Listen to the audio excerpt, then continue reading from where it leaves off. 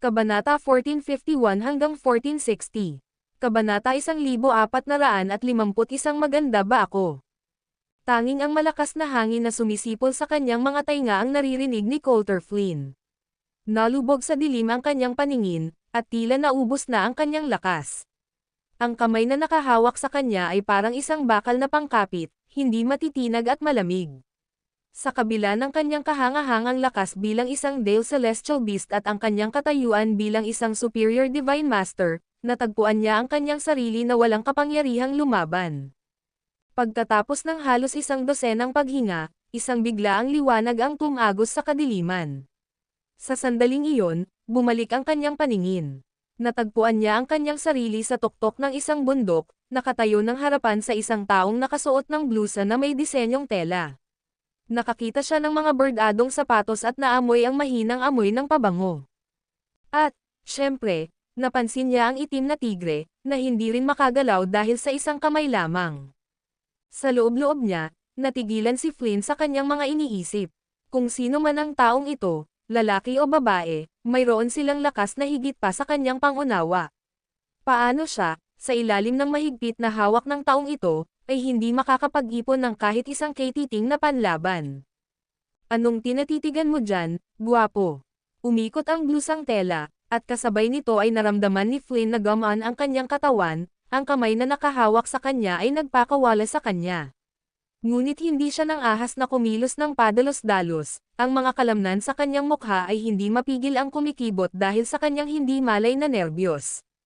Dahil nang umikot ang blusang tela, nabunyag na ito ay, sa lahat ng bagay, isang lalaki, isang lalaki, isang lalaki.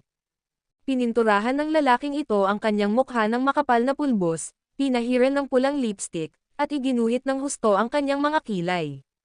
Matingkad din ang kulay ng kanyang mga kuko. Napabuntong hininga si Flynn sa nakita, nakaramdam ng pagkahilo sa kaibuturan niya. Ano ba naman itong klaseng kakatwang bagay na ito? Naiinis ka sa akin. Sampal. Isang nakabibinging sampal ang damapo sa mukha ni Flynn. Bagamat maaaring nakadamit babae ang lalaking ito, ang kanyang pisikal na lakas ay likas na panlalaki, napakalakas. Ang kanyang malapad na palad ay nagbigay ng isang malakas na suntok kaya't agad na nabasag ang mga ngipin ni Flynn, at dumura siya ng maraming dugo. Ang lakas ng loob mong Mayness sa akin. Tinapakan ng kakatwang tao ang leeg ni Flynn, pilit na ibinalik ang tingin sa kanyang ulo. Pakiusap. Hindi. Sumura si Flynn ng dugo habang hinihingal na bumubulong ng kanyang pagsuko. At least alam mo kung ano ang makabubuti para sa iyo. Ang kakatwang tao ay walang iba kundi si Tyler Nash. 10 taon nang nawala ang lalaking ito. Simula nang matanggap niya ang Dew of Creation mula kay Yusuf Zok, sumailalim siya sa isang uri ng pagbabago. Ngayon, 10 taon na ang lumipas, siya ay naging napakalakas, kahit ang Superior Divine Masters ay walang kalaban-laban na parang mga manok sa kanyang palad. Inalis ni Tyler ang kanyang paa, naiwan si Flynn na hingal. Samantala, ang itim na tigre ay nanatiling nakahandusay sa gilid ng bangin. Hindi ito umungal o nagtangkang iligtas ang kanyang amo, tila lubos itong hiwalay sa sandaling iyon. Sabihin mo sa akin, ang tigreng ito ba talaga ang kabayo ni Yusuf Zok? Itinuro ni Tyler Nash ang itim na tigre. Oo. Ang kabayo niya nga iyon, oo naman. Palay-patlipat ang tingin ni Flynn, tahimik na nagbabalak. Gustong-gusto na niyang makatakas ngunit natatakot siyang kahit subukan niya lang ay lalo lang magpapalala sa kanyang pagdurusa. Bakit pa siya nahuli ng baliw na ito? Kumbinsido si Flynn na wala siyang ginawa para pukawin ang isang baliw na tulad nito, kaya naman lubos itong nalilito. Kanina, nabanggit mo na ang babae ni Yusuf Zok ay nagpakasal sa kapatid mo. Ang babae niya, sinong babae ang tinutukoy mo? Tila narinig ni Tyler ang mayabang na pahayag ni Flynn sa Yellow Smoke Island kanina, na nagdulot sa kanya para bigla na lang sumugod. Isa siyang sinaunang Celestial Beast, isang matako na beast mula sa Royal Clan. Nag-mutate na siya, natuklasan at nahuli siya ng aking ama sa East Sea 10 taon na ang nakalilipas. Isang sinaunang matako na halimaw. Tumanggaw si Tyler Nash ng may pag-iisip. Parang naaalala kong narinig ko na iyon. Ilang taon na ang nakalilipas, si Yusuf Zok, Ang walang hiya, ay nagawang pumatay ng 3 Divine Masters dahil sa babaeng iyon habang nasa Divine King Realm pa. Nagdulot ito ng matinding kaguluhan. Kaya siya nga pala iyon. Nakakaaliw ito, patuloy ni Tyler, habang tumatawa ng parang baliw. Kapag nalaman niyang pinakasalan ng asawa niya ang kapatid mo, ha? Tiyak na uubos siya ng dugo sa sobrang galit. Ang saya. Sinubukan ni Flynn na intindihin ang pagkahumaling ni Tyler. Malinaw na may matinding puot ang lalaking ito kay Yusuf Zoc, kung hindi, bakit siya tatawa ng ganoon katusok sa kasawian ni Zoc? Siya nga pala, nakitulog na ba siya sa kapatid mo? Biglang tanong ni Tyler Nash. Noong umalis ako, hindi pa ba nangyayari iyon? Nag-aalangan na tugon ni Flynn. Kung gayon, magpadala ka agad ng mensahe sa kapatid mo, sabihin mong bilasan niya ang pakikipagtalik sa babaeng iyon. Pinilit ni Flynn na sabayan ang pabago bagong pag-iisip ni Tyler. Gawin mo, tahol ni Tyler, habang sumisigaw gamit ang kanyang magaspang at parang pato na boses. Anong tinatitigan mo dyan? Umalis ka na, basura ka. Oo, ipapadala ko na ngayon. Mabilis na binawi ni Flynn ang kanyang communication jade slip at nagsimulang mag-type ng mensahe. Hey. Yusuf Zoc, naku Yusuf Zoc, tingnan natin kung gaano kagalit pagkatapos nito. Hahaha. Guro, naipadala ko na ang mensahe. Naipadala mo na ba? Ngumisi si Tyler Nash, habang pinagmamasdan si Flynn bago humadjejek ng nakakabahalang. Namula ang mukha niya habang nahihiyang nagtanong, sabihin mo nga sa akin, gwapo, sa tingin mo ba maganda ako? Habang nagsasalita siya, hinailan niya pataas ang kanyang palda. Nakakakilabot ang tanawin. Ang makapal at hindi inahit na balahibo sa binti na tumubo ay isa lamang sa ilang nakakatakot na katangian ni Tyler. Ang kanyang hubog ng katawan ay minana ang matipuno at matipunong pangangatawan ng pamilyang Nash, na siyang dahilan kung bakit siya malaki at matipuno. Ang kanyang mga hita ay umuumbok, halos sapat na para mahabol ang hangin sa paligid nila. Hindi mapigil ang kumagat ang bibig ni Flynn sa nakita. Sa loob-loob niya, walang humpay na nagmura si Flynn, ngunit sa panlabas na anyo, tumanggaw siya ng may kunwaring sigla. Napakaganda, guro. Ikaw ang pinakamagandang nilalang sa kaharian ng langit. Ikaw na batang duwag, iniinsulto mo ako. Sigaw ni Tyler, habang itinaas ang kanyang binti para marahas na sipin si Flynn sa panga. Umalangaw-ngaw ang mga tunog na parang naglalangit-ngit sa buto nang bumagsak ang mukha ni Flynn sa ilalim ng suntok. Nagsinungaling ka sa akin, nang ahas kang magsinungaling sa akin. Galit na sigaw ni Tyler. Alam na alam ko ang itsura ko na parang sakuna, tapos ang lakas ng loob mong sabihing maganda ako. Sabihin mong ako ang pinakamaganda sa Heavenly Realm.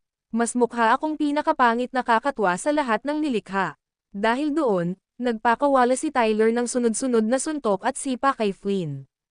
Napaiyak si Flynn, labis na pinagsisihan na kahit kaunti ay nagsinungaling siya sa kanyang naunang tugon. Sa totoo lang, hindi naman talaga baliw o tanga si Tyler Nash.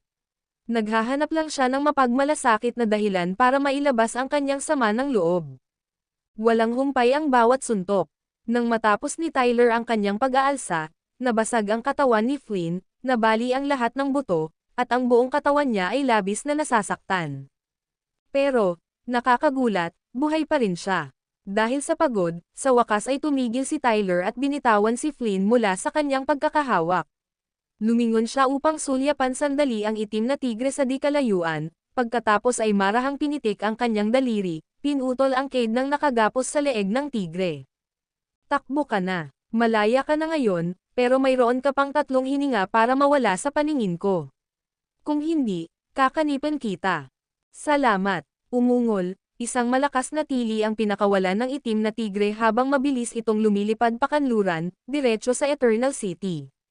Natikom ni Tyler ang kanyang mga labi habang pinapanood itong umalis, pagkatapos ay sumubsob, at bamulong, nakakabagot talaga.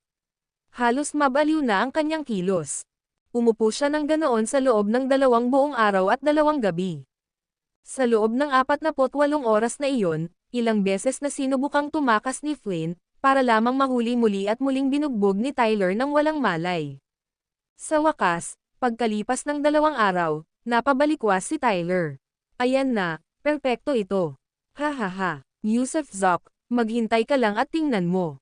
Hinawakan niya ang nakahigang anyo ni Flynn, na parang bangkay, at sumipa. Isang black hole sa time-space ang agad na lumitaw, nilamon sila habang pareho silang lumulubog sa loob. Pagkalipas lamang ng ilang hininga, isang time-space black hole ang lumitaw sa East Gate ng Eternal City, at lumabas si Tyler Nash, habang hinihila si Flynn sa likuran niya. Ha! Sandali na natigilan si Tyler. Sa kabila ng Sunset Square sa Eternal City, isang matinding labanan ang naganap sa itaas, isang dosenang figure ang nakapalibot sa isang dagwang itim na tigre, ang mga ungol nito ay umaalingaw-ngaw ng malakas bilang pagsuway. Mabuting halimaw. Napakabuting halimaw, alam pa rin nito kung paano bumalik at iligtas ang kanyang amo. Sus Mariosep, halos maiyak na ako. Masayang deklara ni Tyler, habang sama-sama sa dilim habang pumapasok sa East Gate papasok sa lungsod. Ilang sandali pa, nakarating siya sa perimeter ng Sunset Square, kung saan casual niyang pinaalis ang mga gwardya sa pasukan gamit ang ilang malalakas na sipa. Hinayla si Flynn, nagmarcha siya patungo sa Tore ng Langit, ang kanyang parang pato na sigaw ay umalangaw-ngaw sa buong lungsod. Yusuf Zoc, patay ka na ba? Kung humihinga ka pa, makinig ka sa akin ngayon. Nahuli ko lang ang prinsipeng ito ng Celestial Beast na nagsasabing ang babae ninyo, ang kasuklam-suklam na matakon na beast na iyon, ay ikinasal sa kanyang kapatid at labis na niloloko. Sabi nila, baka may ipanganak pang ang anak. Dagok-dagok-dagok, bigla, kasabay ng pagbigkas niya ng mga salita, ang Tore ng Langit ay nanginig ng malakas, at ang napakalaking istruktura nito ay nayanig. Ang video na ito ay edited by Urban Storytelling. Kabanata 1452 iniligtas ng itim na tigre ang Panginoon. Nang kalagkarin ng estrangherong lalaki ang halos patay ng Prinsipeng Celestial, si Coulter Flynn, papunta sa Sunset Square, agad itong nagdulot ng kaguluhan. Napakahigpit ng pagkakapalibot sa plaza, parang isang kuta na bakal, paano nakalusot ng ganoon kabilis ang isang tao. Siyempre, pagpasok niya, marami ang nakakilala sa kanya. Matagal na siyang nanatili sa pamilyang Nash, at ganito ang kanyang pananamit, may pahid na pulbos, may pintura sa mga labi, imposibleng hindi siya mapansin. Samantala, nagpatuloy ang labanan sa kalangitan. Mahigit isang dosenang Superior Divine Masters ang nakapalibot sa itim na tigre, na naliligo sa dugo at walang tigil na umuungal, ang enerhiya nito ay humihina sa bawat segundo. Gayunpaman, ang 12 Divine Masters ay lalong nagngangalit habang nakikipaglaban, pinagsasama-sama ang kanilang mga atake sa malayo upang maiwasan ang direktang pakikipaglaban. Ang itim na tigre ay malinaw na nalulula, ang buhay nito ay nakataya. Gayunpaman, marami sa mga nanonood mula sa malayo ang bumantong hininga sa katapatan ng tigre.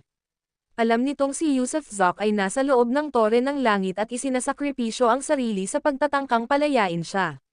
Wala itong pakialam sa sarili nitong buhay, ang tanging hangad nito ay basagin o ibagsak ang Tore upang palayain ang kanyang amo. Ang pagdating ni Tyler Nash, lalo na ang casual niyang sinabi pagkatapos, ay naging sanhi ng pagyanig ng Tore ng Langit ng mag-isa, na nanginig ng napakalakas na maging ang walang hanggang lungsod at ang 8 dakilang lungsod na tagapangalaga ay naramdaman ang pagyanig ng lupa. Nako, nako, nako, may nakinig ba talaga sa akin? Patuloy na kinaladkad ni Tyler Nash si Coulter Flynn na parang patay na baboy habang naglalakad patungo sa Tore ng Langit. Samantala, ang mga eksperto ng 8 mahusay na pamilya ay nagtipon-tipon, ngunit wala ni isa sa kanila ang nangahas na harangan ang kanyang daan. Nakita nila ito ng malinaw, hawak ni Tyler Nash ang pinuno ng East Sea Monster Vanguard, ang Celestial Prince na si Coulter Flynn. Si Coulter Flynn, ang ikatlong anak ng Flynn clan mula sa East Sea Heavenly Demon Imperial Clan, ay kilala sa impormasyon ng The Eight Great Families bilang isang Superior Divine Master, isang puwersa na may napakalakas at nakakatakot na kapangyarihan. Pero ngayon, itong si Coulter Flynn ay binugbog ng husto na halos hindi na siya magmukhang tao, kinaladkad dito na parang patay na baboy. Paano? Ang mga dumating na eksperto mula sa 8 dakilang pamilya ay lubos na naguluhan tungkol sa katapatan ni Tyler Nash, kaaway o kakampi. Kung siya ay isang kaaway, bakit niya sinupil ang prinsipeng makalangit, ibinaba ito sa ganoong kalagayan at dinala rito? Pero kung kakampi nila siya, may kakaiba pa rin sa pakiramdam, lalo na't napatay niya ang isang buong grupo ng mga gwardya sa sulok ng plaza pagpasok niya. Kaya naman, ang mga ekspertong ito ay nakabuo lamang ng isang gumagalaw na perimeter, na nakapalibot sa kanya habang siya ay naglalakad pasulong at sabay na kumikilos kasabay niya.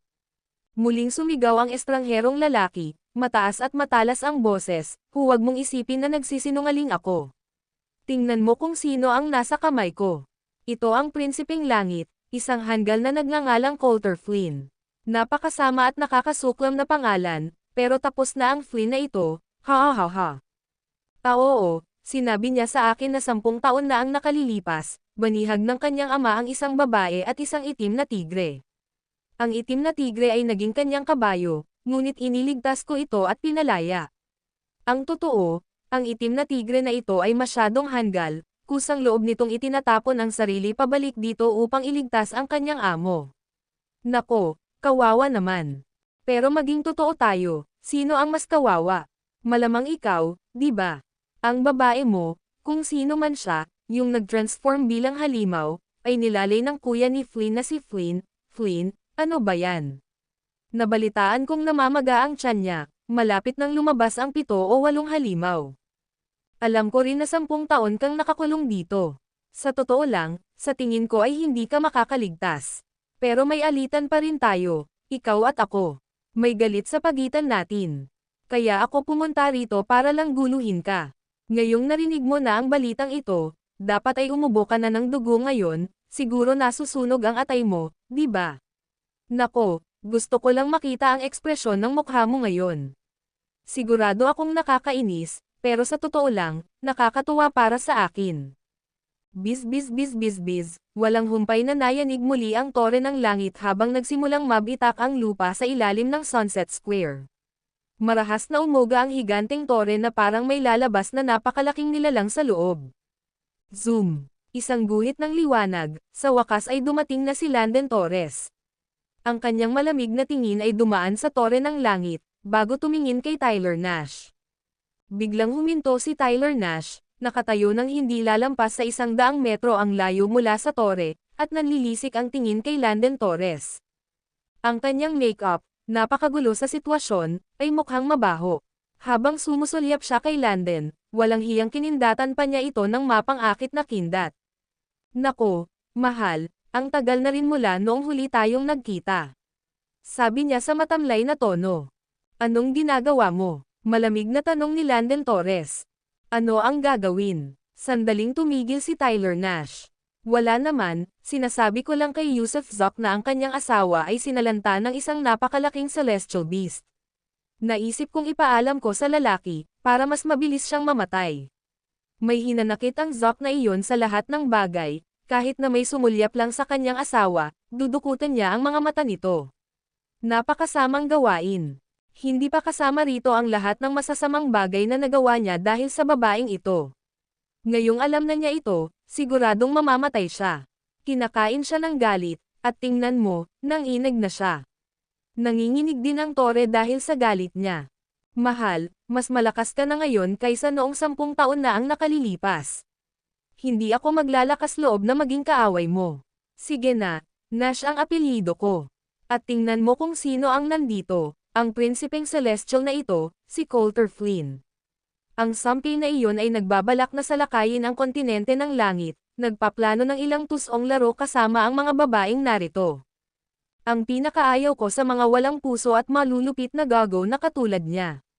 Kinamumuhian ko sila, ginagawa naming laruan kaming mga babae. Pero nakakalungkot, hindi rin ako ang perpektong babae. Hindi ako maaaring magkaanak. Nako, malapit na ring mamatay ang kawawang malaking itim na tigre. Itim, huwag mo akong patayin. Halika rito, hayaan mong gawin kitang kabayo, ha? Malapit nang mamatay ang iyong amo, manatili ka lang sa iyong ate. Walang kahihiyan, wala talaga, samantala, iniabot ni Tyler Nash ang isang kamay, ang mga daliri ay matutulis na parang mga bulaklak ng orchideas. Sa sandaling dumaan sila sa larangan ng digmaan sa kalangitan, nanginig ang mga palso at pinalipad pabalik ang dosenang Superior Divine Masters. Kumirot ang mga daliri niya sa ere, agad na hinawakan ang malaking itim na tigre bago ito hinayla patayo. Tumangala ang tigre sa kanya nang may pasasalamat, marahang umungol sa tore ng langit at pagkatapos ay biglang ibinuka ang malalaki at pulang dugong panga nito, sinisipsip ng napakalakas, at hinayla si Coulter Flynn diretso sa bibig nito. Nako, dahan-dahan lang dyan. Ang baho ng hininga mo. Pinisil ni Tyler Nash ang ilong niya, kahit hindi naman siya galit sa tigreng lumalamon kay Flynn. Gayunpaman, patuloy na nagngangalit ang itim na tigre, at nguyain ng buhay si Flynn bago ito nilamon ng buo. Dagandong, ang pagpatay sa isang superior divine master ay tila nagpasigla sa itim na tigre, umungal ng may panibagong lakas. Nagsalita ito sa mga salitang pantao, salamat sa pagliligtas sa akin. Panginoon, narito si Blackie. Anong ginagawa mo? Gulat na tanong ni Tyler Nash. Mariing tinaas ni Landon Torres ang kanyang mga kilay. At pagkatapos, gumawa ang itim na tigre ng isang galaw na ikinagulat ng buong manunood. Nang makabawi ito ng lakas, itinapat nito ang mga paa nito sa lupa at inihagis ang sarili na parang bola ng kanyang diretso sa tore ng langit. Ang ulo nito ay naglalayong basagin ang istruktura. Gustong gibain ng tigre ang tore para iligtas ang amo nito. Siyempre, parang pagpapakamatay iyon, hindi posibleng mapatamba ang tore ng langit. Ngunit alam din ito ng tigre, ngunit sumugod pa rin ito ng buong lakas, ayaw sumuko. Total, kung hindi mo susubukan, paano mo malalaman?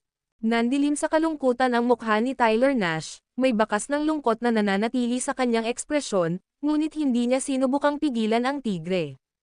Napabuntong hininga ng malalim sina Landon Torres at ang mga eksperto ng 8 mahusay na pamilya.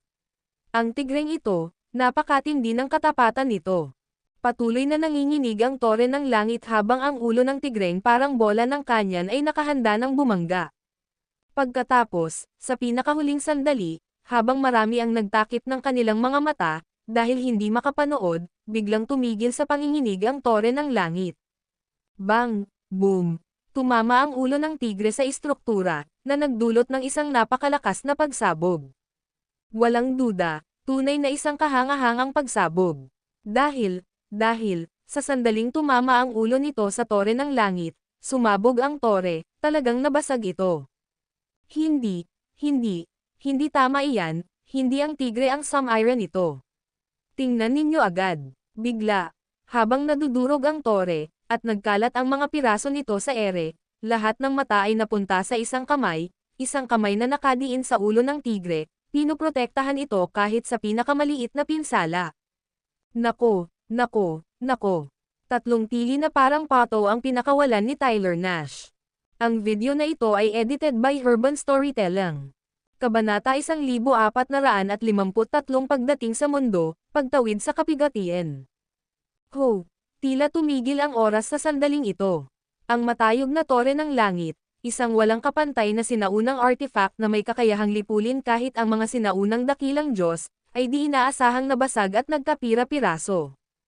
Hindi ang itim na tigre, na sumugod sa desperadong pagtatangkang iligtas ang kanyang amo, ang dahilan ng pagbagsak nito.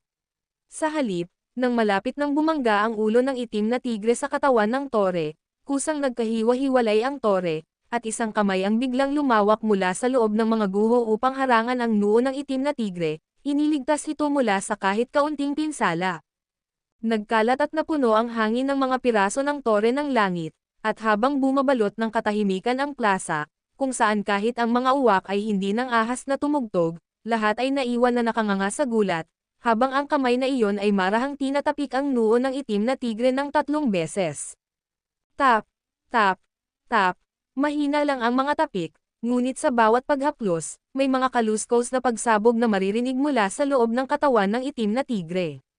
Nang makumplito ang 3 tapik, ang antas ng cultivation ng itim na tigre ay agad na pumailang lang sa kaharian ng isang superior divine master.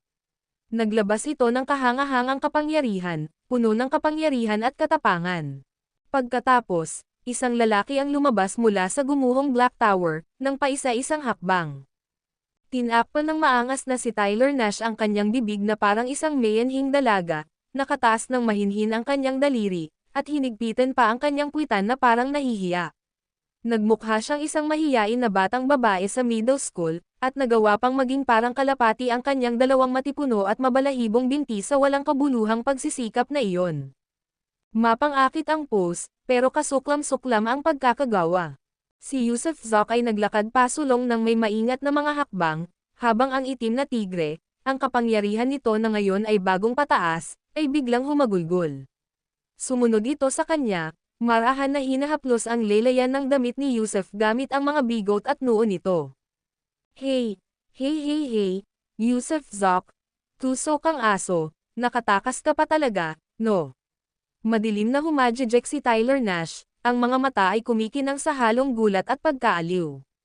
Gumugol siya ng 2 buong araw sa pag-iisip, sinusubukang pukawin si Yusuf gamit ang mga salita, hindi inaasahan na gagana pala ito. Ngunit narito si Yusuf Zoc, ang taong walang hiya, buhay at maayos, nakakawala sa kulungan ng tore. Hindi ka panipaniwala, talagang nakakamangha. Gaya pa rin ng dati ang itsura ni Yusuf, ngunit sa sandaling ito, bigla siyang sumulyap sa langit. Ang mga nakamasid, na nagtataka kung bakit siya nakatingala, ay likas na sinundan ang kanyang nakikita. At ang kanilang nakita ay nagpatigil sa kanila, hindi napapansin hanggang ngayon, maitim na ulap ng kulog ang nagtitipon mula sa lahat ng direksyon sa kalangitan sa itaas. Ito ay isang ulap ng kapigatian. Matapos ang isang maikling sulyap sa nakakatakot na kalangitan, ibinalik ni Yusuf Zoc ang kanyang tingin, mahinahong itinoon ang kanyang mga mata kay Tyler Nash. Pagkatapos ay sandali niyang sinuyod si Landon Torres at ang 12 Superior Divine Masters na sumunod sa kanya kanina. Ang mga Superior Divine Masters na ito, na ilang sandali lang ang nakalipas ay nakipaglaban sa Black Tiger, ay nakatayo na ngayon ng mapatla ang mga mukha, ang kanilang mga ekspresyon ay may halong gulat at takot, ang kanilang mga titig ay nagpapakita ng kanilang lubos na kawalan ng paniniwala. Kayong lahat, walang emosyong sabi ni Yusuf, maaari nang mamatay. Habang lumalabas ang mga salitang iyon sa kanyang mga labi, iniunat niya ang isang daliri, na, sa sandaling iyon, ay nahati sa 16 na parang multo na mga daliri. Ang 16 na daliring ito ay sumugod patungo sa grupong nakatayo sa likod ni Landon Torres, bawat isa ay tina-target ang isang partikular na individual. Yusuf Zoc, ang galing mo. Galit na sigaw ni Landon Torres, nanginginig ang buong katawan niya habang sumasabog ang kanyang domain of control. Pero kasabay nito, humadjejek ng matinis si Tyler Nash, ang tono ng kanyang boses ay puno ng kapilyuhan habang sumusugod kay Landon Torres na parang isang baliw na inahin. Hey hey hey, tingnan ko kung ano ang kaya mo. Gamit ang nakakagulat na bilis, diretso siyang sumugod sa nasasakupan ni Landon, ibinuka ang kanyang bibig upang magbuga ng makapal na itim na usok. Nang lumitaw ang usok na iyon, nagsimulang kalaw-angin at tunawin ang nasasakupan ni Landon nang may naririnig na siret. Ilang sandali pa, ang buong nasasakupan ay gumuho kasabay ng isang malakas na pagbagsak. At sa sandaling nabigo ang nasasakupan ni Landon, ang 16 na daliri ni Yusuf Zoc ay dumaan sa kanya, kumilos ng napakabilis na tumagos sa mga depensa ng 16 na Superior Divine Masters bago pa man sila makariyak. Tinamaan ng kanyang mga daliri ang noo ng bawat isa ng may walang maliw na katumpakan. Bum, bum, boom, boom, boom, boom, boom. Sunod-sunod na sumabog ang mga katawan ng Superior Divine Masters na parang mga pumuputok na melon. Nawala ang takot sa kanilang mga mukha, agad silang namatay, nawalan ng malay. Isang daliri ang naging 16. Isang daliri ang pumatay ng 16. Kasabay nito, nagpalitan ng suntok sina Landon Torres at Tyler Nash, na nauwi sa isang matinding labanan. Nagpalitan sila ng suntok para sa hampas ng palad, ngunit hindi sila nanalo o tuluyang napigilan ang isa't isa. Hindi pinansin ni Yusuf Zoc ang mga kalokohan ni Tyler. Tinapik lang niya ang ulo ng itim na tigre at sinabing, "Tara na. Isama mo ako sa paghahanap kay Fatty. Aalis na siya. Basta-basta. Hindi ka pupunta kahit saan." UMUNGAL. Mula sa nagpapatuloy na labanan, biglang nagpakawala si Landon Torres ng isang malakas na ungol, at sandaling humiwalay upang magpadala ng isang malakas na hampas ng palad sa direksyon ni Yusuf. Nanlamig ang ekspresyon ni Yusuf at, sa isang pitik ng kanyang palso, sinagot niya ang suntok ni Landon gamit ang sarili niyang palad. Bang! Nagbanggaan ang dalawang puwersa na may isang napakalakas na suntok. Gayunpaman, sa maikling sandali ng pagtama, ang mukha ni Landon ay dumaan sa isang malaking pagbabago, ang kanyang ekspresyon ay napuno ng takot. Sapagkat sa loob lamang ng isang segundo, ang kanyang buong palad ay nadurog, at sa isang kisap mata, ang kamay ni Yusef ay tumagos sa mga patong ng espasyo na naghihiwalay sa kanila upang walang awang idiin ang katawan ni Landon. Nahirapan si Landon na lumaban, ngunit mabilis niyang napagtanto na isang napakalakas na puwersa ang tuluyang sumupil sa kanya, na nag-iwan sa kanya na hindi makagalaw. Sa ilalim ng mapang ipong kapangyarihang ito, lahat ng kanyang lakas, lahat ng kanyang divine skills, ay tuluyang nawalan ng bisa at naging walang silbi. Ha! Ni M.A., mas malakas ka pa rin sa akin. Isang naiinis na tili ang pinakawalan ni Tyler Nash sa kalagitnaan ng labanan. Sa kabila ng matagal na pakikipaglaban kay Landon at ng pagkatalo, madali siyang natalo ni Yusef Zoc ng mag-isa, na parang pagdikit ng gamo-gamo sa pader. Ano ang ibig sabihin nito? Ibig sabihin, mas malakas pa rin si Yusef Zoc kaysa kay Tyler. Sus Mariosep. Bahagyang ngumiti si Yusef. Hindi mo ako kailangang subukan. Kung ano ka ngayon, hindi ikaw ang aking katapat. Sa hinaharap, kahit gaano ka pa umunlad, hindi ka pa rin magiging katapat ko. Sinabi ko na sa iyo noon, hindi na kita papayagan. Sa pagkakataong ito, hahayaan kitang mabuhay. Pero wala nang susunod. Sa pamamagitan ng isang magaan na paghagis, inihagis ni Yusef si Landon sa kawalan, at ang lalaki ay naglaho ng walang bakas. Sa sandaling iyon, dumagundong ang kulog, at bumaba mula sa kalangitan ang mga guhit ng asol na kidlat, hudyat ng pagdating ng deadly sequential tribulation. Pumikit si Yusef at ibinuka ng husto ang kanyang mga braso. Boom! Isang kidlat na kulay asol ang tumama, direktang dumapo sa kanyang noo. Ngunit sa halip na sakit, ang ekspresyon ni Yusef ay napalitan ng mapayapang kasiyahan.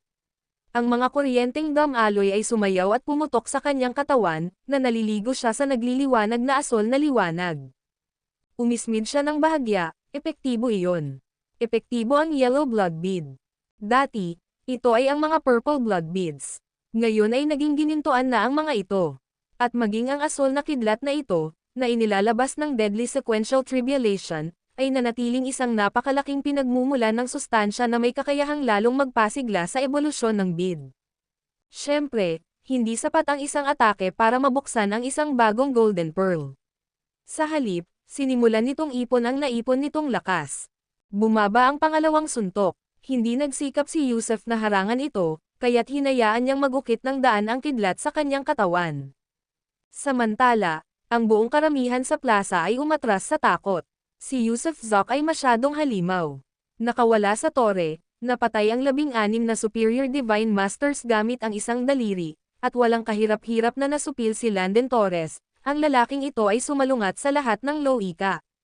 Tanging ang 8 espiritu ng mga ninuno, kung mabubuhay muli, ang maaaring magkaroon ng kapangyarihang supulensya. Sunod-sunod na tumama ang kidlat, na may kabuoang 9 na kidlat, ngunit wala ni isa ang nakapagbukas ng gininto ang perlas ni Yusef. Pagkatapos, habang pababa ang ika-10 kalampag, biglang dumilat ang mga mata ni Yusef. Whoosh! Whoosh! Whoosh! Whoosh! Whoosh! 8 madilim na anino ang muling lumitaw, mga manifestasyon ng enerhiya ng 8 espiritu ng mga ninuno. Bumuo ng isang hugis 8 hugis, sinamantala nila ang sandali nang bumagsak ang ika-10 kalansing at inilunsad ang kanilang buong pagsalakay. Bawat isa ay naghagis ng isang bola ng enerhiya, isang halos matibay, medyo transparent na globo ng mapaminsalang kapangyarihan na may kakayahang lipulin ang mga mundo. Ang nakakatakot na enerhiyang ito ay bumabalot sa mismong asensya ng kontrol, at ang kanilang layunin ay malinaw, upang lipulin si Yusef Zoc habang siya ay mahina, gamit ang kanilang buong lakas. Ang video na ito ay edited by Urban Storytelling. Kabanata 1454 na tingnan kung sino ang mamamatay. Sa sandaling dumating ang 8 dakilang ninuno, agad silang kumilos. 8 bola ng enerhiya ang direktang inihagis kay Yusef Zoc, na dumaranas ng kanyang ika-10 kidlat na kapigatian. Gayunpaman, si Yusef Zoc, sa kalagitnaan ng kapigatian, ay biglang nagpakawala ng isang malamig na tawa. Sa isang pitik ng kanyang pulso, pinakawalan niya ang isang mabilis at magkakasunod na serye ng 8 hampas ng talam. Ang mga tama ng talam ay bumuo ng matutulis, parang kutsilyong arko ng liwanag, na may walang kapantay na giant spirit power. Sa isang iglap, parang kidlat, ang kanyang mga tama ay bumangga sa 8 energy ball, na lumikha ng sunod-sunod na pagsabog. Ito ang pinakamalakas na atake ng mga controller, at dahil sabay-sabay na kumilos ang 8, ang banggaan sa pagitan ng mga pagtama ng blade at ng mga energy ball ay nagpadala ng mga alon ng enerhiya na umaalon palabas. Sash, ang mga alon ng enerhiya ay mas nakakatakot pa kaysa sa isang pagsabog ng nuclear. Habang dumadaan ang shockwave, ang mga lugar tulad ng Sunset Tower ay agad na naging abo. Ang mga gwardya na nakapalibot sa plaza, at lahat ng tao sa loob ng daan-daan o kahit libu-libong milya mula sa sentro ng lindol, ay agad na nalipol. Tunay nga, ang mga labanan sa pagitan ng pinakamalakas na nilalang ay higit pa sa kayang tiisin ng mga ordinaryong tao. Wala kang ang kwalipikasyon para mapanood. Gayunpaman, sa plaza, 2 individual ang nakaligtas, ang patay na demonyo at ang itim na tigre. Pareho silang malapit kay Yusuf Zok, na protektahan sa ilalim ng kanyang proteksyon, at hindi man lang nawalan ng kahit isang hibla ng balahibo o buhok. Bukod pa rito, ang Eternal Hall Complex malapit sa Sunset Square ay nakatayo pa rin ng mataas, walang kahit isang piraso ng mga durog na bato. Walang nakakaalam kung sino ang nagtayo ng Eternal Hall, ngunit ang katatagan nito ay kahanga-hanga. Ano? Sinira niya ang ating mga control beads. Matapos hamupa ang mga pagsabog, ang ekspresyon ng 8 dakilang ninuno ay naging madilim at mabigat, na nagpapakita ng isang nakakatakot at seryosong kapaligiran. Itong si Yusuf Zok, na kayang durugan ang pinagsamang pag-atake ng 8 ninuno kahit na dumaranas ng kapigatian, gaano na ba siya kalakas ngayon? Kahit hindi pa sila nakarating sa kanilang pisikal na anyo, kaya pa rin nilang manipulahin ang control power, kahit na sa iba't ibang antas. Pero ngayon, tila hindi na epektibo ang control power laban sa kanya. Ituloy ang pag-atake, matalim na sigaw ni Paraon. Biglang nanginig ang buong katawan niya nang damapo ang isa niyang kamay sa noo niya. Tunay nga, isinubsob niya ang kanang kamay sa sarili niyang noo, na para bang may nakatagong espasyo sa ulo niya. Sa mabilis na galaw, hinugot niya ang isang latigo, pulang-pula ito, tumutulo ang isang mapanglo na likido. Sa sandaling lumitaw ang latigo, dumilim ang langit, nanginig ang kalawakan, at ang latigo mismo ay pumutok ng malakas na may mga tunog na sumasabog. Kinagat ni Thunder Ancestor ang dulo ng kanyang dila, at nagbuga ng pulang sinag na naging pulang kidlat, rapid flash strike. Nagpakita si Matandang Joe ng isang radiant circle na kumikinang ng maliwanag. Gumawa si Matandang Wu ng brush dust, habang si Matandang Sia naman ay may hawak na maliit na bundok. May hawak na mangkok si Matandang Kong, nagbuga si Matandang Yon ng perlas, at naglabas naman ng selyo si Matandang Nong. Sa wakas ay pinakawalan ng 8 ninuno ang kanilang mga magic treasures, at sabay-sabay na inihagis ang mga ito kay Yusuf Zok. Sa sandaling iyon, habang nadaig ni Yusuf Zok ang kanyang ika-10 kidlat, biglang bumukas ang kanyang blood beads kasabay ng isang malakas na kalabog. 74, ang kanyang yellow blood beads ay umabot na sa 74. Isang giant spirit power ang bumalot kay Yusuf Zok, binalutan ang kanyang katawan ng protection na enerhiya. Habang patuloy siyang tumatama gamit ang mga kamay na parang talam, mabilis niyang sinuri ang impormasyong ipinadala ng bagong bukas na blood bead. Sa kasalukuyan, siya ay nasa gitna ng kapigatian. Ang mga espadang nabuo ng kanyang giant spirit power ay hindi tunay na makakasama sa 8 dakilang ninuno, na nag-iiwan sa kanya na pasibo at nasa depensa ng walang kakayahang maglunsad ng mga aktibong atake. Kailangan niya agad ng isang kakayahang kayang lipulin ang mga banal na kasanayan ng 8 dakilang ninuno. Higanting Spirit Light. Nagsimula ang impormasyon sa 4 na karakter, Higanting Spirit Light. Mabilis itong binasa ni Yusuf Zok. Sa loob lamang ng isang hininga, natapos niya ang pagbabasa. Kumikinang ang kanyang mga mata. Ang Giant Spirit Light na ito ay isang banal na kasanayan na nangangailangan ng Giant Spirit Seed na magugat at sumibol bago ito ma-activate. Ngayon, ang Yellow Blood Beads ay masalimuot na nakaugnay sa Giant Spirit Seed sa loob ng kanyang espiritual na dagat. Habang patuloy na lumalaki ang binhi, Ang mga banal na kasanayang ipinakita ng mga kasunod na blood beads ay tila naaayon na magkakaugnay sa binhi. Sa ngayon, ang kanyang higanteng binhi ng espiritu ay tunay ngang sumibol, pagkatapos ng 10 taon sa tore ng langit, habang sumisipsip ng 3 uri ng enerhiya, ito ay lumaki at naging isang panla na mahigit 1 talampakan ang taas, isang berdeng panla. Hindi pa alam ni Yusuf Zop kung ang panla ay magiging isang matayog na puno o mamumulaklak at magiging isang kahangahangang bulaklak. Tunay ngang naganap ang pag-usbong ng Giant Spirit Seed. Ang banal na kasanayang lumilitaw ngayon ay magagamit lamang pagkatapos magugat at sumibol ang binhi. Ang higanteng espiritong liwanag, na itinayo sa pundasyon ng paglaki ng binhi, ay ginamit ang mata ng langit bilang isang medium. Pinaganya ng kapangyarihan ng higanteng espiritu ang mata ng langit, na naglalabas ng berdeng liwanag na may kakayahang muling buhayin ang lahat ng bagay, o agad na mabulok ang mga ito, kinukuha ang kanilang enerhiya at inililipat ito sa higanteng espiritong panla. Siyempre, ang Giant Spirit Light ay nagtataglay din ng napakalaking mapanirang kapangyarihan, lalo na laban sa mga kaluluwang walang katawan. Kahit na ang mga hindi pa ganap na walang katawan ay maaaring masipsap ang kanilang spirit soul power, o mahaharap sa ganap na pagkalipol, kung tatamaan ng liwanag. Kamanghamanghang husay na galing. Pinuri agad ito ni Yusuf Zop pagkatapos niyang basahin ang teksto. Para itong isang taong nagbibigay sa kanya ng unan kapag kailangan niya ng pahinga. Matapos basahin muli ang impormasyon, agad niyang kinagat ang dulo ng kanyang daliri at pinahiran ng dugo ang kanyang noo. Samantala, ang 8 dakilang ninuno ay walang humpay sa kanilang pagsalakay. Patuloy na sinaktan ng kanilang mga mahiwagang kayamanan ang gigantic spirit defense ni Yusuf Zop, na nagdulot ng mga bali at panginginig, na nagbabantang makalusot sa kanyang harang. Dahil 8 controller sila, natural na kakilakilabot ang kanilang kapangyarihan. Sa ilalim ng patuloy na pagsalakay, pinaandar ni Yusuf Zop ang Eye of Heaven. Tumigas ang kanyang tingin nang bumukas ang isang ikatlong mata, na kumikinang sa berdeng ilaw. Kumalat ang mga agos ng Esmeralda. Una niyang pinuntirya si Paraon, dahil tila si Paraon ang pinuno at nagtataglay ng pinakamalakas na kakayahan sa pag-atake sa kanila. Walang tunog na sumili ang berdeng ilaw patungo kay Paraon, halos agad na tumatawid sa espasyo.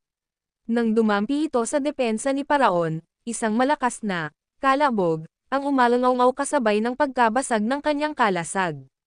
Nang sumunod na segundo, nagsimulang pumailang lang ang usok mula sa kanyang katawan. Ano itong liwanag? Sigaw ni Paraon sa matinding paghihirap, nanginginig ang boses. Bagamat ang kanyang anyo ay isang enerhiyang hindi tinatablan ng mga pisikal na pag-atake, kayang magbagong anyo kapag kumalat, ang Esmeralda na liwanag na ito ay hindi lamang tumagos sa kanyang depensa kundi sinipsip din ang kanyang espiritual na enerhiya at pinausukan ang kanyang malabong anyo.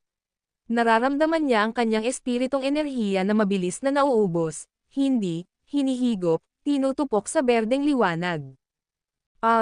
Ang lakas ng loob mong hatulan ng kamatayan. Umungol sa galit ang Paraon, sabay hampas muli sa kanyang pulang dugong latigo.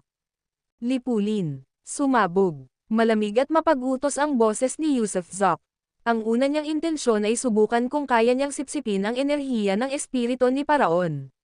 Ngunit ngayon, dahil hindi agad namatay si Paraon, tinalikuran niya ang pagsipsip at pinili ang tuluyang paglipol. Ang Giant Spirit Light ay nagsilbing isang sukdulang sandata na idinisenyo upang lipulin ang mga kaluluwang walang katawan. Isang pagbigkas lamang ng sumabog, at ang berdeng ilaw ay nanginig. Pinasabog ang anino ng Paraon at naging hindi mabilang na berdeng piraso. Ang mga piraso ay kumikinang ng pabago bago muling nagsama at naging Esmeralda. Hindi. Ang natitirang 7 ninuno ay sumigaw sa takot, naghahandang tumakas. Napagtanto nila na ang kalaban ay talagang hindi mapapatay. Sinusubukang tumakas. Huli na. Bagamat alam ni Yusuf Zop na hindi niya magagawang sirain ang kanilang mga pisikal na anyo, ipinasya niyang alisin ang lahat ng 8 pagpapakitang ito ng enerhiya ngayon. Lumipat ang tingin niya kay Matandang Wu, pagkatapos kay Matandang Zhou, pagkatapos kay Matandang Nong. Kung saan man siya tumingin, kamatayan ang sumusunod. Ang video na ito ay edited by Urban Storytelling. Kabanata 1455 ang mga ninuno ng makalangit na demonyong imperial na angkan. Gamit ang Eye of Heaven, pinakawalan nito ang berdeng liwanag ng Giant Spirit, isang tunay na sandata ng kamatayan, sino man na tingnan nito ay mamamatay. Matapos malipol ang paraon, napagtanto ng 7 iba pang dakilang patriyarka na kung hindi darating ang kanilang tunay na anyo, ang kanilang mga manifestasyon ng espiritual na enerhiya ay malilipol dito. Ang pagkamatay ng mga anyong enerhiyang ito ay magdudulot din ng tiyak na pinsala sa kanilang mga kaluluwa, kaya alam nilang hindi nila kayang makipaglaban kay Yusuf Zok. Wala silang ibang magawa kundi ang dali-daling umatras. Gayunpaman, habang tinatangka nilang tumakas, hindi sila pinayagan ni Yusuf Zok. Nang gumalaw ang 7 patriyarka upang tahakin ang espasyo at tumakas, ang berdeng liwanag ni Yusuf Zok ay nagsimulang magdulot ng sunod-sunod na pagpatay. Ang liwanag ng higanteng espiritu ang siyang sukdulang sandata para sa pagpuksa ng mga kaluluwa, na naging dahilan upang ang bawat anino ng mga patriyarka ay sumabog na parang mga pumuputok na butil.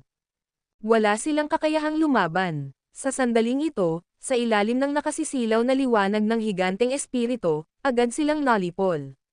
2 sa kanila ang nakapagbukas na ng space-time door, ang kanilang mga anino ay tumatalon na sa loob, ngunit ang liwanag ng Giant Spirit ay sumunod sa kanila sa loob, na nagresulta sa 2 nakakatakot na sigaw sa loob. Sa loob ng wala pang kalahating hininga, ang mga anino ng 8 dakilang patriyarka ay nabura lahat. Sabay-sabay na nalampasan ni Yusuf Zok ang kapigatian at nagtagumpay sa pagpatay sa mga enerhiyang ipinakikita ng 8 patriyarka.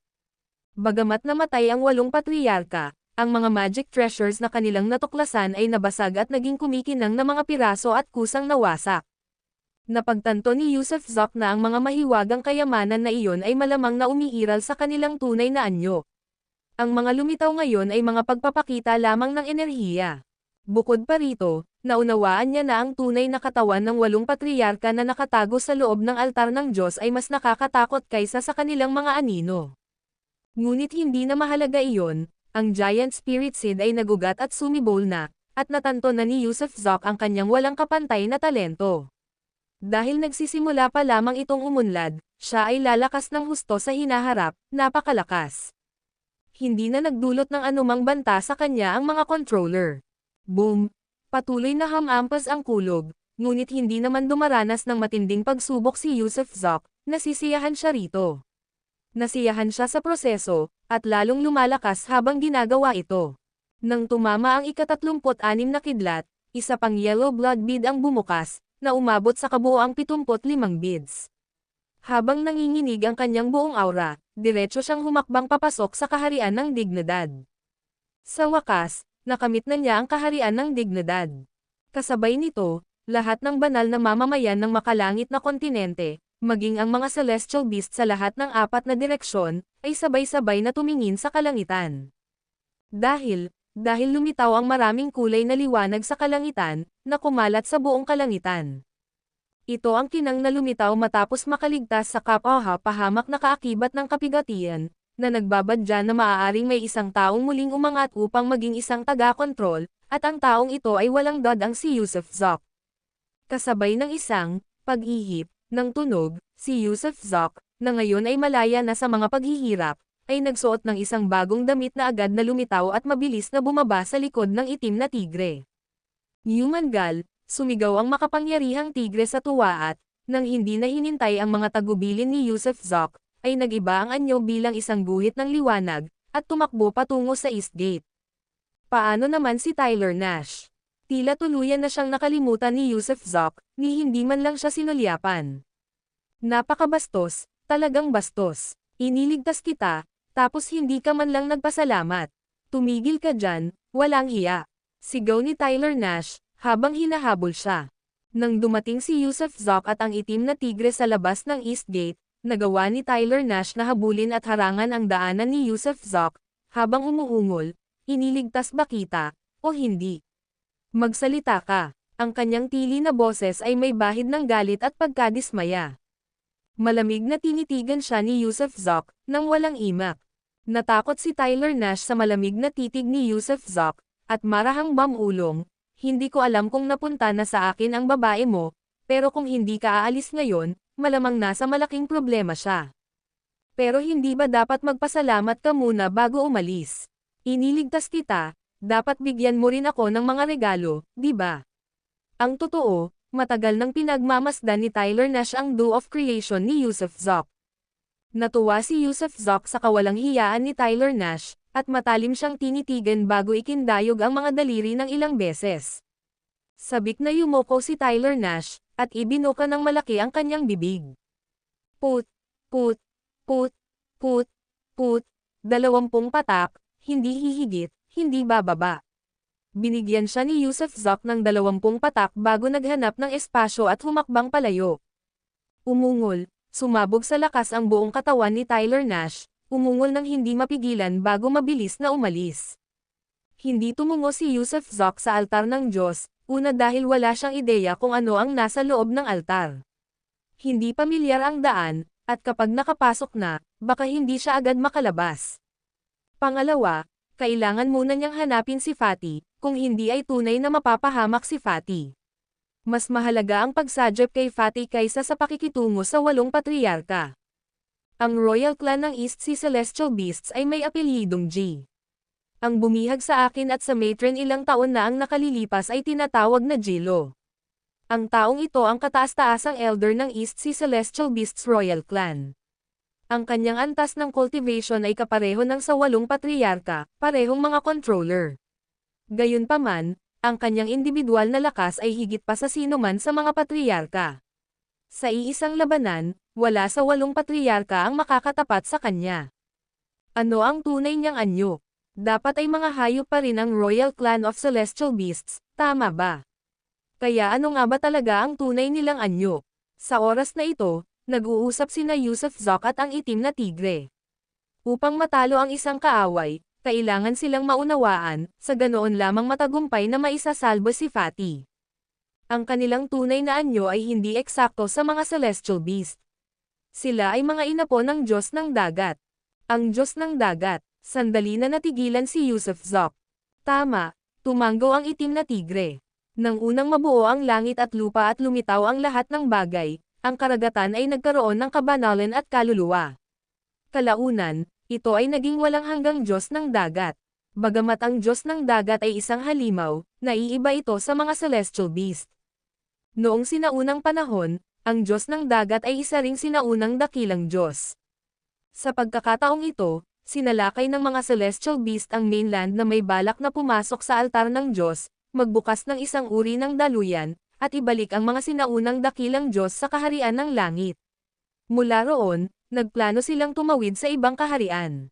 Tila ang mga bumalik na sinaunang Diyos ay naselyuhan sa isang partikular na lugar, habang ang ilan sa kanila ay nakarating na sa ibang lokasyon. Ang mga bumabalik ay kailangan ding pumasok sa parehong lugar. Si Jilo ay anak ng Diyos ng dagat, ang kanyang nag-iisang anak. Bukod pa rito, ang ninuno ng mga Southern Celestial Beast ay si Inang Lupa. Ang ninuno ng mga Western Celestial Beast ay si Vince Trujillo, ang dakilang Diyos ng Yellow Wind. Ang ninuno ng mga Northern Celestial Beast ay ang Diyosa ng Nyebe. Sina Jilo, Ali Buck, Sabi, at Jamie Beren ay pawang mga direktang inapo ng 4 na Diyos na ito. At, narinig ko na ang mga sinaunang dakilang Diyos ay mas makapangyarihan kaysa sa mga taga-kontrol. Anuman ang kanilang kapangyarihan, wala itong kinalaman sa akin. Ngunit kung may manggahas na galitin ako, lahat sila ay mamamatay, galit na singgal ni Yusuf Zoc. Oo, lipulin silang lahat, ungol ng itim na tigre sa mahinang boses. Kuwit, kasabay nito, habang patungo sa silangan si Yusuf Zoc, sa loob ng altar ng Diyos, ang 8 patriarka ay nagpakita ng malungkot na ekspresyon. Natalo na sila, natalo ng isang simpleng lower realm ascendant na walang kalaban-laban. Gaano man natin pagsikapan na pangalagaan ang ating panahon, nakatakda pa rin itong magwakas. Ito ang kalooban ng makalangit na daw, at hindi natin ito maaaring suwayan, buntong hininga ni Paraon. Dahil lang sa kanya, matatapos na ang ating panahon. Galit na sigaw ng isa sa mga pinakamatandang patriarka, si G. Elder. Hindi lang dahil sa kanya. Ito ay dahil hindi nang umingiti sa atin ang Diyos ng kapalaran, umiling si Paraon at sinabi. Mula sa unang paglikha ng kalangitan, hanggang sa sinauna, gitnang panahon, at huling mga panahon, at ngayon hanggang sa atin, Lumipas na ang bawat panahon, at walang sino man ang makakapagpabago ng kapalaran. Ito ay naging isang pangunahing batas. Kung gayon, ano na ang gagawin natin ngayon? Tanong ng 7 patriyarka na may madilim na mga mukha. Huminga ng malalim si Paraon at sinabing, sa huli, hindi natin mapipigilan ang pagbabalik ng mga sinaunang dakilang Diyos. Kapag bumalik na sila, wala na tayong magagawa. Tunay bang mas malakas kaysa sa atin ang mga sinaunang dakilang Diyos?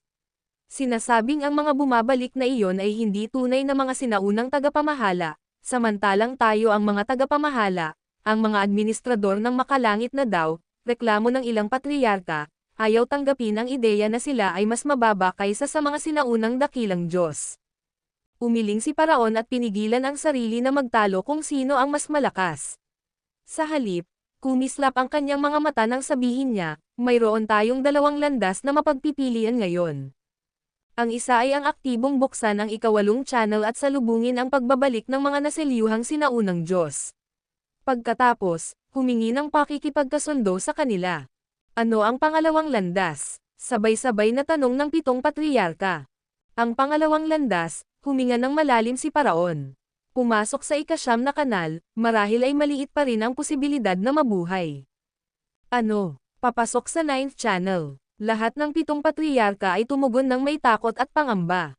Ang video na ito ay edited by Urban Storytelling. Kabanata 1456 na muling paglitaw ni Alicia Dixon. Sa loob ng altar ng mga Diyos sa langit, mayroong 9 na daluyan, na kilala rin bilang daan ng tadhana. Sa pagpasok sa bawat daluyan, ang kapalaran ng isang tao ay tatahak sa iba't ibang landas. Halimbawa, dati, ang 8 dakilang pamilya ay nag-organisa ng 360 tao upang makapasok sa ika-3 channel, at lahat sila ay umangat sa isang antas ng cultivation. Kung tungkol sa pang-4 hanggang ika-9 na channel, bawat isa sa kanila ay may natatanging mga kapalaran at oportunidad, kung saan ang mga gantimpala ay lalong lumalaki habang nagpapatuloy ang isa. Ang ika-9 na kanal, na tinatawag ding landas ng Tore ng Langit, ay kumukuha ng mga puwersa tulad ng Heavenly Demon Imperial Clan at mga sinaunang Diyos. Ang kanilang layunin ay walang iba kundi ang makapasok sa ika-9 na kanal ng altar upang tahakin ang landas ng Tore ng Langit at maabot ang dulo ng kanal. Kung tungkol sa kung ano ang nasa dulo ng kanal, napakaraming alamat sa kaharian ng langit. Siyempre, may mga individual na nakapasok noon, tulad ng ilang sinaunang Diyos, ngunit wala ni isa sa kanila ang bumalik. Ayon sa mito, ang dulo ng kanal ay patungo sa Bliss World, bagamat may ilang alamat na nagsasabing patungo ito sa sinaunang Element World. Ang Element World na iyon ang mismong lugar kung saan nakuha ni Yusuf Zok ang Primordial Chi. Ang Element World na ito ay puspos ng walang katapusang Primordial Chi, at dahil ang mundo mismo ay hindi pa ganap na nabubuo, ang mga pumapasok dito ay naghahangad ng pagkilala mula sa sinaunang lugar na ito, umaasang maging pinuno nito. Ang 8 dakilang patriyarka ay nagbantay sa altar sa loob ng hindi mabilang na taon, ngunit walang nagtangkang pumasok sa ika-9 na daluyan. Sa katunayan, ang ika-9 na daluyan ay palaging tinatakan at nilolock nila. Total, sila ang kumokontrol sa Heavenly Realm at naghahari bilang mga Panginoon nito. Bakit pa sila pupunta sa Element World? Sa loob ng Heavenly Realm, kaya nilang kumilos ng may dominanti at protektahan ang kanilang mga inapo ng walang kalaban, ano pa ba ang mahihiling nila? Gayunpaman, habang dumarating ang kritikal na sandali, tila natatapos na ang kanilang panahon. Hindi pa kasama rito ang kanilang kawalan ng kakayahang labanan ang 4 Great Sky Demon Royal Family o pigilan ang pagbabalik ng mga sinaunang Diyos, ngunit kahit si Yusuf Zok lamang, laban sa kanya, wala silang kumpiyansa na magtatagumpay.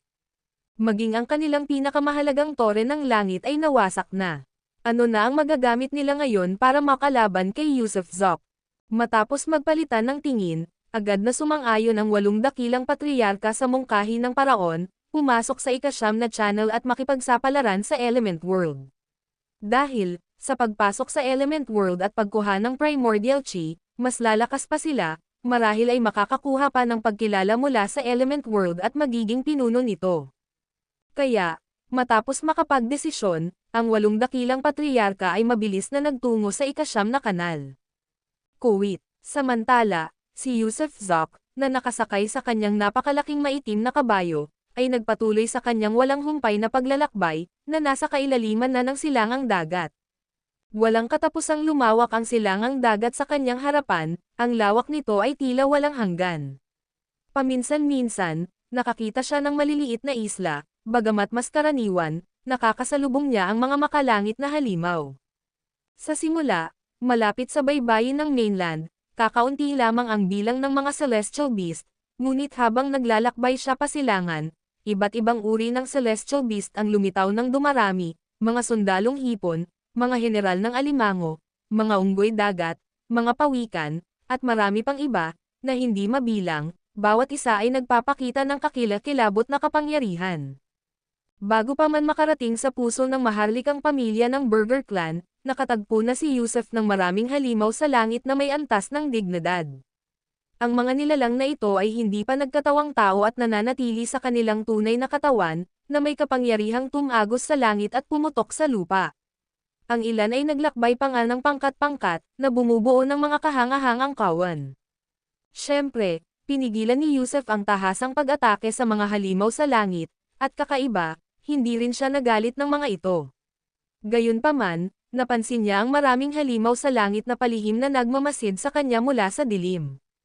Naunawaan ni Yusef na ang Heavenly Demon Imperial Clan ay dapat na may alam sa kanyang pagdating at maaaring naghanda ng mga patibong, naghihintay na mahulog siya sa kanilang mga kamay. Gayunpaman, kahit na may mga patibong na naghihintay sa kanya, wala siyang ibang magagawa kundi magpatuloy. Kung hindi siya magpapatuloy, hindi niya mailigtas si Fatty. Matigas ang mukha ni Yusef, at ang buong pagkatao niya ay nagbabadya ng nagyayelong aura. Ang koneksyon niya kay Fatty ay parang tadhana na sinasalot ng walang humpay na kasawian, na para bang pinaglalaroan sila ng tadhana. Kahit na nagkita na sila, patuloy pa rin nilang hinahanap-hanap ang kanilang muling pagkikita. Parang kalooban ng langit, sinasadyang pigilan ang kanilang muling pagsasama. Matapos ang tatlong magkakasunod na araw at gabi ng walang humpay na paglalakbay, sa wakas ay may lumitaw na hamarang sa kanyang dinaraanan. Nang matano ni Yusef ang taong humaharang sa kanyang daan, agad siyang tumigil, kakaiba ang kanyang ekspresyon. Ang figure sa harap niya ay isang babaeng nakaputi, walang iba kundi si Alicia Dixon, ang ina ni Gail Burger. Ang lalong ikinagulat ni Yusef ay hindi niya moari ang antas ng cultivation nito. Nakatanggap na si Yusef ng 3 heavenly patchel stones mula sa kanya at minsan ay nag-aatubiling tinawagan niya ang kanyang ina, habang naglalakad ito sa mundo sa anyo ni Gail Burger noong panahong iyon. Gayunpaman, ang kanyang impresyon kay Alicia Dixon ay lubos na positibo, at tahimik siyang nangako na tutulungan ito sa mga oras ng matinding pangangailangan bilang kabayaran sa biyayang ipinagkaloob nito sa kanya, isang utang na loob. Buhay pa ba ang anak ko? Tanong ni Alicia Dixon. Dahil sa sitwasyon sa kontinente ng langit, malamang na hindi siya walang alam. Kaya naman, hindi lingid sa kaalaman ng lahat na sinapian si Gail Burger ni Yusef Zoc. Yumuko ng malalim si Yusef Zoc kay Alicia Dixon at sumagot, binabati ni Junior Yusef Zoc si Senior. Buhay si Gail Burger, palalayain ko siya agad. Gamit ang pagkaway ng kanyang manggas, tinawag ni Yusef si Gail Burger mula sa Blue Sea at Cloud Sky. Pagkalayin niya, agad na bamulong ng malakas si Gail Burger, naglilinang ako ng mag-isa, nagkakaroon ng mga bagong pananaw, bakit mo na naman ako hinayla palabas? Sa kabila ng pagiging nasasakupan ni Yusef Zoc sa pangalan, itinuring siya ni Yusef bilang isang kapatid. Sa paglipas ng mga taon, namuhay ng maayos si Gail sa dagat na asol at langit na may ulap, kasama si Ruth Wilcox at iba pa, na madalas na nagsasalo-salo sa pagkain at inumin. Ang nanay mo, turo ni Yusef sa unahan. Natigilan si Gail Burger, pagkatapos ay nakita ang kanyang ina sa di kalayuan. Inay, bakit kayo nandito? Gulat na bulalas ni Gail. Huminga ng malalim si Alicia Dixon sa sandaling ito, sumulyap kay Yusef Zoc nang may pagtataka bago sinuri si Gail Burger. Noong una, inakala niyang namatay na ang kanyang anak o, kung buhay pa man, ay namumuhay ng miserable. Ngunit ngayon, nang ahas ang kanyang anak na sigawan ang kilalang-kilalang si Yusef Zoc, si Yusef na Diablo, gaya ng tawag sa kanya ng mga alamat. Ito ay higit pa sa kanyang inaasahan. Basta ligtas ka, sabi ni Alicia Dixon na may panandaliang kislap ng luha sa kanyang mga mata, na agad na nawala. Pagkatapos ay tumango siya at humarap kay Yusuf Zok, na sinasabing, ang 3 heavenly patching stones na ibinigay ko sa iyo, kasama ang pagtulong sa iyong pagpasok sa Burger Clan, ay maituturing na utang na loob, hindi ba? Kung may gawain ang senior, mangyaring magsalita ng malaya. Gayunpaman, kailangan ko munang bisitahin ang Burger Clan Royal Family, dahil may isang taong mahalaga sa akin na nasa kanilang pangangalaga. Kapag natapos na ang aking misyon, maaari ko nang tuparin ang iyong kahilingan, kahit ano pa man iyon. Mabuti. Alam kong hindi ako nagkamali na magtiwala sa iyo. Sa mga salitang iyon, panatag na ako. Mula ngayon, susunod sa iyo si Gale. Bukod pa rito, dapat mong malaman na sa loob ng East Sea Burger Clan Royal Family, hindi lang ang mga elder ng Burger Clan ang naroon. Naroon din sina Ali Buck, Jamie Barron, at iba pa. Nalaman kong maaari nilang tawagin ang kanilang mga ninuno upang angkinan sila, kaya maaaring hindi maganda ang tsansa mo roon. Hinihintay ka na nila, dagdag niya. Umiling si Yusuf Zok habang nakangiti. Nasa kamay na nila ang aking asawa. May dahilan ba ako para hindi umalis? Ang pagsasakripisyo ng iyong buhay para sa isang babae ay tila hindi sulit, babala ni Alicia Dixon. Yumuko si Yusuf ng walang karagdagang paliwanag, dahil hindi na kailangang bigyang katwiran ang kanyang sarili. Senior, kailangan ko nang umalis. Palam. Teka, hindi pa ako tapos, putol ni Alicia Dixon, hinaranggan muli ang daanan niya. Dahil determinado ka na, mabuti pang bayaran mo na lang ang utang na loob mo sa akin. Ang aking ama, si Sabrina Dixon, ay sinupil ng maharlikang pamilya ng Burger Clan. Umaasa ako na sa paglalakbay na ito, mailigtas mo rin siya. Tuldok. P.S. Paumanhin sa naantalang pag-update. Sa mga susunod na araw, maaaring hindi pa nasa oras ang mga pag-update, ngunit ipinapangako kong patuloy na magpo-post ng 3 kabanata araw-araw. Kailangang oprahan ang anak ko sa hita, at ngayon ay kinailangan kong magayos ng mga pagpupulong kasama ang ospital, mga doktor, at kumuha ng ward bago ako bumalik agad. Pasensya na, hindi ko sinasadya. Sana ay maintindihan ng lahat. Salamat sa inyong lahat, mga kapatid at mga kaklase, sa inyong suporta. Ang video na ito ay edited by Herban Storytelling. Kabanata 1457 sa Palasyo ng Diyos ng Dagat. Napigilan na ba si Sabrina Dixon ng Heavenly Demon Imperial Clan? Labis na namangha si Yusuf Zok.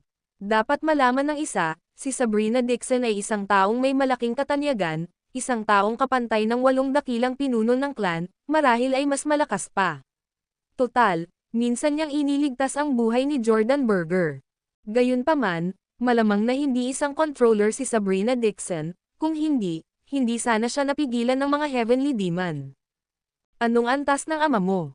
Nag-isip sandali si Yusuf bago tuluyang nagtanong, hindi mapigilan ang kuryosidad. Nag-isip sandali si Alicia Dixon at sumagot, bago siya napigilan, sinabi niya sa akin na naabot na niya ang hangganan ng pagiging isang controller at nakatanggap ng ilang mga revelasyon. Sa makatuwid, ang kanyang antas ng cultivation ay malamang na nalampasan ang 8 dakilang pinuno ng angkan, marahil ay mas malakas pa kaysa sa 3 elder ng pamilya Torres. Kahit ang isang taong ganito kalakas ay napigilan ng mga Heavenly Demon. Mukhang ang mga Heavenly Demon ay talagang pambihira. Tumango si Yusuf, kinikilala ang bigat ng sitwasyon. Dahil nang ahas ang mga Heavenly Demon na salakayin ang mainland, maliwanag na mayroon silang malakas na suporta. Anong antas ang mga Supreme Sovereign ng 4 Great Sky Demon Royal Family? Patuloy na tanong ni Yusuf. Lahat sila ay mga controller. Hindi nakakapagtaka. Huminga ng malalim si Yusuf. Ang pagkakaiba ng pagiging isang controller at ng simpleng paghawak lamang nito ay parang gabi at araw. Sige, naiintindihan ko na ngayon. Pagdating ng panahon, tiyak na ililigtas ko siya. Matigas na tumango si Yusuf at pagkatapos, walang pag-aatubili, binuhat si Gale Burger at naglaho sa malayo. Ngunit habang paalis siya, hindi inaasahang sumunod sa kanya si Alicia Dixon. Huminto si Yusuf at lumingon para tingnan siya. Sasamahan kita, pahayag ni Alicia Dixon. Hinahanap mo ba ang kamatayan? Tinaas ni Yusuf ang kanyang mga kilay habang nagsasalita. Alam ko ang daan, simpleng sagot niya, at nang walang karagdagang paliwanag, ay nagpatuloy sa paglipad. Hindi na nagsalita pa si Yusuf, hinayaan na lang niya itong manguna. Pagkatapos ng isa pang 3 araw at gabi ng paglipad, sa wakas, ang dating malawak na dagat ay nagbigay daan sa isang siksik na kumpol ng mga isla sa abot tanaw, bawat isa ay buhay na may mga palatandaan ng aktibidad at paninirahan. Siyempre, walang taong nakatira doon, ngunit may mga bahay at tulay na gawa ng tao. Ang mga demonyo sa langit, dahil matatalino sila, ay hindi naiiba sa mga tao sa ilang paraan. Marami sa kanila ang nakatira sa mga gusaling ito, nagluluto ng kanilang pagkain, at nagsindi ng apoy. Ito ang pinakamalapit na rehiyon ng G-Royal Clan. Marami sa mga islang ito ay tinitirhan ng mga taong unggoy, mga lobo, at mga hybrid na ipinanganak ng mga tao at iba pang nilalang. Bukod pa rito, mula sa puntong ito, dapat tayong mag-ingat. Sa lugar na ito, ang mga demonyong langit na nasa antas ng dignidad ay kasing dami ng mga bituin. Sa mga demonyong langit na ito, marami ang may pambihirang pananaw at may mga kakayahan sa paglikha. Kaya naman, mayroong mga high-level formation masters, alchemy masters, artifact refining masters, at iba pa rito. Masasabing ang pundasyon ng mga demonyong langit ay higit na nakahihigit sa 8 dakilang pamilya sa mainland. Sayang lang at mas kaunti ang mga controller nila, di ba? Nakangising sabi ni Yusef.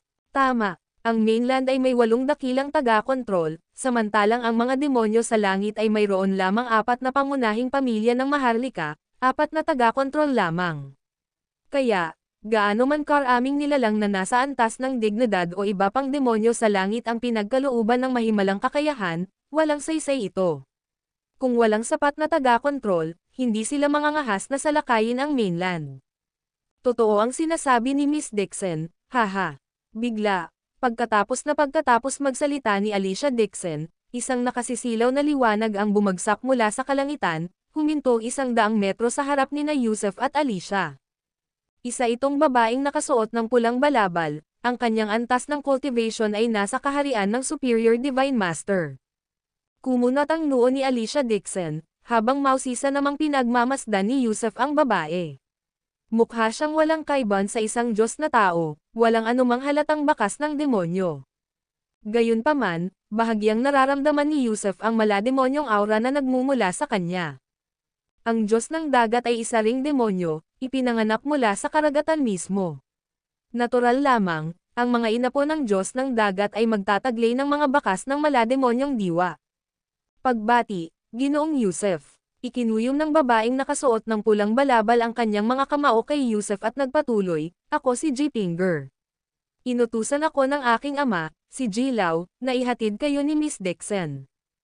Kilala kita. Biglang huminga ng malalim si Alicia Dixon at sinabing, G. Finger, ang ika-9 na prinsesa ng G-Royal Clan. Sinasabing sa napakaraming supling ni G. Lau, ikaw ang pinakamatalino, dahil nakapaglakbay ka na sa buong kontinente ng langit noong kabataan mo. Mukhang alam na alam ni Miss Dixon ang tungkol sa atin. Bahagya nang umiti si G. Finger at sinabing, totoo ang sinasabi mo. Tunay ngang naglakbay ako sa makalangit na kontinente at may mga natatanging kaalaman tungkol sa mga tao at kabihasnan nito. Gayunpaman, hindi ito ang lugar para sa pag-uusap. Pakisuyo, sumunod ka sa akin sa palasyo. Hindi agad tumugon si Alicia Dixon. Sa halip, humarap siya kay Yusef. Alam na alam nilang dalawa na ang landas na tatahakin ay puno ng mga panganib na parang lungga ng dragon at lungga ng tigre. Ang pagpasok ay maaaring mga hulugan ng hindi na paglabas ng buhay. Manguna ka, utos ni Yusef, matapang at may tiwala sa kanyang kakayahan. Total, kahit ang tore ng langit ay nabigong paksain siya, wala na siyang kinatatakutan ngayon. Hindi mo na kailangan ng gabay. Hayaan mong buksan ko ang pasukan ng palasyo para sa iyo. Ngumiti ng bahagya si G. Finger at ikinumpas ang kanyang eleganteng manggas. Agad na nagbago ang nakapalibot na kawalan, na nagpapakita ng isang kumikinang na kurtina ng liwanag, na parang isang napakalaking tabing. Sa likod ng kurtina ay naroon ang mga bundok, ilog, at palasyo, isang kaakit-akit at kaakit-akit na tanawin. Ito ang palasyo ng Diyos dagat ng aming G-Clan. Samahan ninyo ako papasok. Inilahad ni G. Finger ang isang kamay na malugod na tinatanggap. Kaya, ito talaga ang palasyo ng Diyos ng dagat mo, sabi ni Alicia Dixon, habang humihinga ng malalim. Kung gayon, Pero na. Sa ngayon, ang tanging inaalala ni Yusuf ay ang pagsadyap kay Fatih. Nakatuon ang kanyang isip sa sinapit ng kanyang kaibigan, at dahil sa pagmamadali na ito, hindi siya nag-atubili. Lumabo ang kanyang anyo habang diretso siyang sumisid sa kumikinang na tabing ng liwanag. Si Alicia Dixon, na determinadong iligtas ang kanyang ama, ay nagngalit ang kanyang mga ngipin at mabilis na sumunod. Nang makita ni J. Pinger ang pagpasok ng dalawa, ay humakbang din siya papasok. Habang ginagawa niya ito, ang kurtina ng liwanag ay naglaho ng walang bakas. Pagpasok sa loob ng maliwanag na kurtina, napansin ni Yusuf na walang nagbago. Ang mga bundok, ilog, at tanawin ay eksakto tulad ng nakita niya kanina, walang mga ilusyon, walang mga patibong. Ang palasyo ng Diyos ng dagat ay tunay na umiiral ayon sa hitsura nito. Klang, klang, klang, sa loob ng palasyo, isang kampana ang nagsimulang tumunog. Ang tunog ay hindi isang alarma kundi may taglay na malalangit at nakakakalmang katangian. Pakiusap, dito po kayo. Magalang na sumenya si J. Pinger, habang inaakay sila sa loob ng palasyo. Sumunod nang malapitan sina Yusuf at Alicia hanggang sa marating nila ang isang malawak na kompleks ng mga naglalakihang gusali. Ito ang palasyo ng J-Clan, na nagpapakita ng walang kapantay na kamahalan. Napapalibutan ng masalimuot na mga totems ang bawat pader na kalapit, na nagpapakita ng pambihirang kahusayan sa paggawa. Kakatwa, walang mga nakatalagang gwardya rito. Tila hindi nangangailangan ng mga tagapagtanggol ang palasyo ng Diyos ng dagat. Sa kabila ng malaking pasukan ay may malalapad na hagdan ng bato. Habang nangunguna si J. Pinger, ipinaliwanag niya, iniutos ng ating mga ninuno na sa loob ng palasyo, lahat ay dapat maglakad. Bawal ang paglipad, paggawa ng ingay, at pakikipaglaban. Ang mga lumalabag ay papatayin. Walang imak si Alicia Dixon, sulyap lamang kay Yusuf. Gayunpaman, sa sandaling iyon, biglang pinakawalan ni Yusuf ang isang napakalaking pag-agos ng banal na kamalayan. Kaluskos, kaluskos, kaluskos. Habang kumakalat ang kanyang banal na kamalayan, bumangga ito sa mga harang sa paligid ng palasyo, na nagdulot ng dumadagandong na serye ng mga kislap at tunog na katulad ng pagputok ng sitaw. Ang buong palasyo ay puno ng mga pagbabawal, ngunit ang napakalawak na banal na kamalayan ni Yusuf ay pilit na sumalungat sa mga ito, na nagresulta sa isang marahas na kaguluhan. Agad na dumilim ang mukha ni J. Pinger, habang ang mga mata ni Alicia ay nagliwanag sa pagkamangha. Ang ingay ng sumasabog na mga harang ay nagpapahiwatig na ang banal na kamalayan ni Yusuf ay nag-agapi sa kanila. Kung hindi nito magagawa, walang tunog na maririnig. Ang pagbasag sa mga hadlang na ito ay nangangahulugan na malinaw na namamalas ni Yusuf ang buong palasyo ng Diyos ng dagat, nakikilala ang anumang mga nakatagong kaaway, patibong, o mga pagtambang. Sa sandaling ito, lahat ay nalantad sa kanyang harapan. Napakatapang mo, binata, umungol, walang hiya. Nararapat sa iyo ang kamatayan. Humph! Sumabog ang palasyo ng Diyos ng dagat kasabay ng ingay ng mga boses, mga paratang at ungol ang nagmumula sa lahat ng direksyon. Ngunit namumula ang mukha ni Yusuf dahil, sa pamamagitan ng kanyang banal na kamalayan, hindi niya mahanap si Fatih kahit saan sa palasyo ng Diyos ng dagat. Ang video na ito ay edited by Urban Storytelling. Kabanata 1458 magkunwaring panghihina para patahimikin ang ahas, naghihintay na sumabog. Sa palasyo ng Diyos ng dagat, habang umaalingaw-ngaw ang galit na ungol ng mga makapangyarihang celestial beast, namutla ang ekspresyon ni Yusuf Zoc. Ngayon lang, ginamit niya ang kanyang napakalawak na banal na kamalayan upang basagin ang lahat ng mga paghihigpit sa loob ng palasyo ng Diyos ng dagat. Ang kanyang banal na kamalayan ay ganap na bumabalot sa buong palasyo. Gayunpaman, sa loob ng palasyo ng Diyos ng dagat, walang bakas ni Fatih. Sa madaling salita, wala rito si Fatih. Nang mapagtanto niya ito, ang mabangis na tingin ni Yusuf Zoc ay tumangala kay Kipan. Nagulat si Kipan sa mga mata ni Yusuf Zoc, at agad niyang gustong magpaliwanag. Pero iisa lang ang layunin ni Yusuf Zoc, ang magligtas ng isang tao. Sa simula pa lang, wala na siyang balak makipagnegosasyon sa mga walang kwentang ito. Kaya nang magsimulang magsalita si Kipan, walang pag-aalinlang ang sumugod si Yusuf Zoc. Whoosh! Lumitaw ang kamay ng kataas-taasang langit, Hawak ang buong lakas ng kapangyarihan ng mga higanti. Walang pagkakataon si Kipan na umatras at agad na nabihag ni Yusuf Zok. Ang isang Superior Divine Master ay hindi lamang isang babaeng kayang abutin ni Yusuf Zok. Marahil ay mas malakas pa si Kipan kaysa sa ranggo ng Superior Divine Master, ngunit ang kasalukuyang Yusuf Zok ay hindi na kung sino siya noon. Ang Giant Spirit Seed ay nagugat at sumibol sa loob niya, at matagumpay niyang nalampasan ang mga paghihirap ng pagkawasak at pagpapanibago ng Dignity Realm. Hindi na mapipigilan si Yusuf Zok, mga Diyos ang bumagsak sa harap niya, mga demonyo ang namatay sa ilalim niya. Kasabay ng isang kalabog, walang ipinakitang awa si Yusuf Zok. Hindi niya ikinela ang kagandahan ni Kipan, at marahas na pinisil ang katawan ni Kipan. Umalangaw-ngaw ang tunog ng paglagabog ng mga buto habang walang humpay na pinipiga ang kanyang tadyang. Ang lakas ng loob mo. Umalangaw-ngaw ang matinding ungol mula sa loob ng palasyo ng Diyos ng Dagat. Pagkatapos, lumitaw ang apat na matatanda ng langit. Kido, Sapi, Alibok, at Jamie Baron. Ito ang mga pinuno ng apat na pangunahing maharlikang pamilya ng mga Celestial Beast. Ang isa ay inapo ng Diyos ng Dagat, ang isa ay inapo ng Inang Lupa, at ang iba ay mga inapo ng mga sinaunang dakilang Diyos na sina Vince Trujillo at ng Diyosa ng Yelo at Niebe. Ang apat na pinunong ito ay kumakatawan sa apat na dakilang sinaunang Diyos ng mga demonyo. Kasunod ng apat na nakatatanda ng langit ay isang napakalaking pagtitipon ng mga makapangyarihang tao mula sa apat na pangunahing pamilya ng hari. Kabilang sa kanila, kahit ang pinakamahina ay may antas ng cultivation ng isang Superior Divine Master, at ilan sa kanila ay naglalabas ng aura na mas nakakatakot pa kaysa kay Landon Torres. Habang pababa sila, galit silang nakatitig. Halos hindi mapigilan ng ilang nakababatang miyembro ang kanilang sarili sa paghakbang papalapit upang iligtas si Kipan ngunit pinigilan sila ng apat na matatanda ng langit. Yusuf, ito ba ang paraan mo ng paglutas ng mga problema? Sarkastikong wika ni Kido. 10 taon na ang nakalilipas sa Sunset Square, nagbigay ng malupit na babala si Kido kay Yusuf Zok, at nangakong paluhudan niya ito sa kanyang paanan. Ngayon, marami na silang ginawang paghahanda at nagplanong ang makipagnegosasyon. May impluwensya sila kay Yusuf Zok, sa paniniwalang nahuli na nila ito. Tiwala sila na masunuring sasama sa kanila si Yusuf, tutulungan silang sakupin ang mainland at pabagsakin ang 8 dakilang pamilya. Masasabing maingat nilang pinagplanuhan ang sandaling ito. Nasaan ang babae ko? Malamig na tanong ni Yusuf Zok. Pakawalan mo si Kipan, at mag-uusap tayo. Kung hindi, wala nang dapat pag-usapan. At kung maglalakas loob kang saktan pa si Kipan, ipapasira ko ang babaeng kasama mo sa sandaling ito.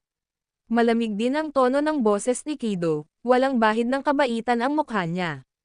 Nag-alab ang mabangis na tingin ni Yusuf.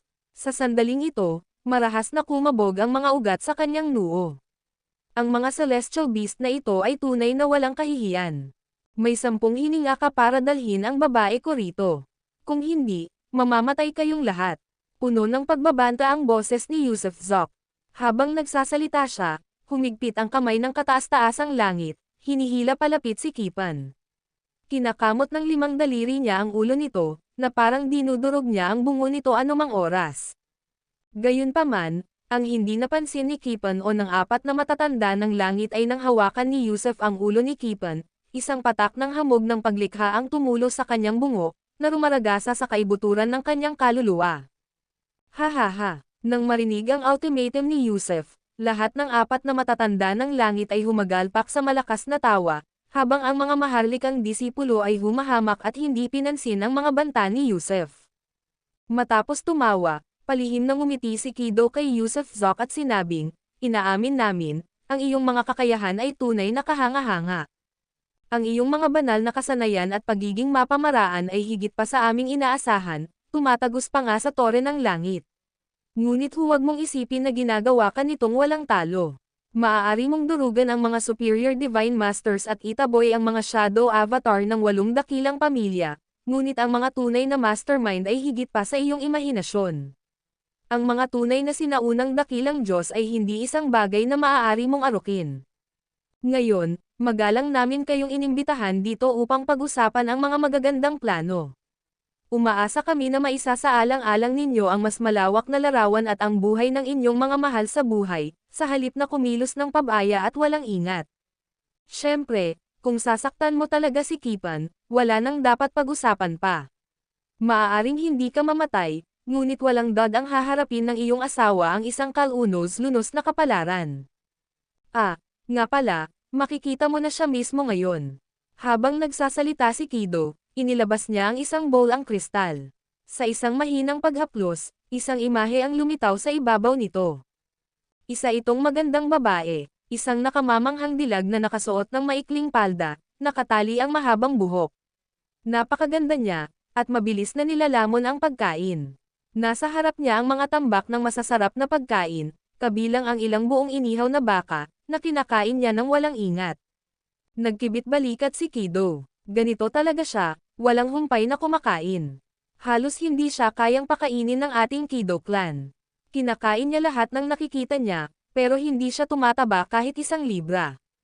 Siyempre, ginagarantiya ko na ligtas siya ngayon, hindi nagalaw, at komportable. Gayunpaman, kung kikilos ka ng padalos-dalos dito, kung gayon. Hindi natapos ni Kido ang kanyang pangungusap, ngunit malinaw ang kanyang ibig sabihin, kung maglalakas loob na kumilos si Yusef, ang kanyang asawa ang magdurusa. Huminga ng malalim si Yusef Zok, habang tinatitigan ang bowl ang kristal ng matagal. Biglang lumuwag ang kanyang kamay, at nahulog si Kipan mula sa kanyang pagkakahawak. Bagamat nakawala siya, nanginginig ng malakas ang kanyang katawan. Tila kusang umuugoy ang kanyang mga buto. Ate Kipan, ayos ka lang ba? Ilang binata at dalaga ang sumugod upang alalayan si Kipan. Gayunpaman, nanatiling nakapikit si Kipan, tila hindi komportable. Sinulyapan din siya ng 4 na matatanda ng langit ng may malamig na ekspresyon, naghihintay na mapatunayan kung hindi siya nasaktan. Pagkatapos ng 1 o 2 paghinga, sa wakas ay iminulat ni Kipan ang kanyang mga mata at umiling. Ayos lang ako, panandali ang kawalan ng balanse ng aking dugo at chi. Sumulyap siya kay Yusef Zok, ang kanyang tingin ay puno ng masalimuot na emosyon. Nang marinig ang mga salita ni Kipan, ang 4 na matatanda ng langit ay nakahinga ng maluwag. Sa sandaling ito, nagtanong si Yusef Zok, magsalita ka. Ano ang gusto mo? Ako ang magsilbing tagapagtanggol mo. Ang patayin ang 8 patriarka. Bata kong Panginoon Yusef, napakatalino mo talaga, sabay-sabay na pumalakpak si Kido at ang 3 pa, pinuri siya.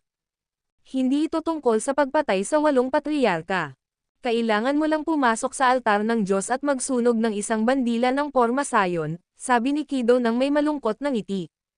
Isang simpleng gawain. Kumpletuhin mo ito, at hindi ka lang makakasama muli ng iyong asawa, kundi bibigyan ka rin namin ng mga pambihirang kayamanan, bibigyan ka ng titulong honorary royal sa ilalim ng aming 4 na pangunahing pamilya ng Maharlika, at magtatayo ng mga palasyo para sa iyo sa bawat isa sa aming mga teritoryo. Maaari ka ring pumili ng mga anak na babae ng aming mga angkan na iyong pakakasalan, ayon sa gusto mo. Kumusta naman yan? Hindi pa ba sapat na taos-puso yan? Ngumiti si Kido. Tumanggaw si Yusef Zok. Oo nga, mukhang taos-puso naman. Mukhang wala akong dahilan para tumanggi. Sige, kung gayon, ililipat na ba natin ang usapan na ito sa loob ng palasyo ng Diyos ng Dagat? Mapang-akit na sumenya si Kido, na nagpapakita ng isang seryosong kilos. Sige, pumasok na tayo sa loob para sa karagdagang talakayan, sagot ni Yusef Zok, habang matapang na naglalakad patungo sa hagdanan ng palasyo ng Diyos ng Dagat. Sumunod ang buong karamihan, bagamat si Kipan at ilang mga binata ay nakasunod sa kanila. Masama ang pakiramdam ko. Tiyak na may ginawang lihim ang lalaking si Yusef. Kailangan kong umatras at suriing mabuti ang aking sarili. Sige na nga kayo, aabutan ko kayo mamaya. Pagkasabi nito, tumalikod si Kipan at umalis. Ang video na ito ay edited by Urban Storytelling. Kabanata 1459 na tinatalakay ang 5B. Sa palasyo ng Diyos ng Dagat, ang hangin ay napuno ng insenso at masarap na alak, at laganap ang pagsasaya at pagdiriwang. Kailangang aminin, talagang alam ng Royal Clan kung paano mamuhay, kung paano magpakasawa. Ang Heavenly Demon Imperial Clan, sa kabila ng karangalan, ay isa pa ring Royal Clan, na nabubuhay sa walang kapantay na karangyaan at kalayawan.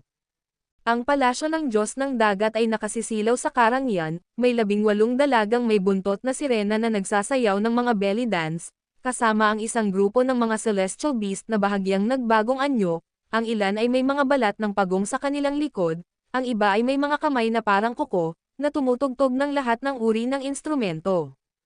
Sa totoo lang, magaspang at payak pa lang ang kanilang mga instrumento, ngunit ang mga himig na nalikha ay lubos na kasiya siya. May mahahabang mesa na nakaayos sa bulwagan, puno ng mga prutas, alak, at masasarap na pagkain.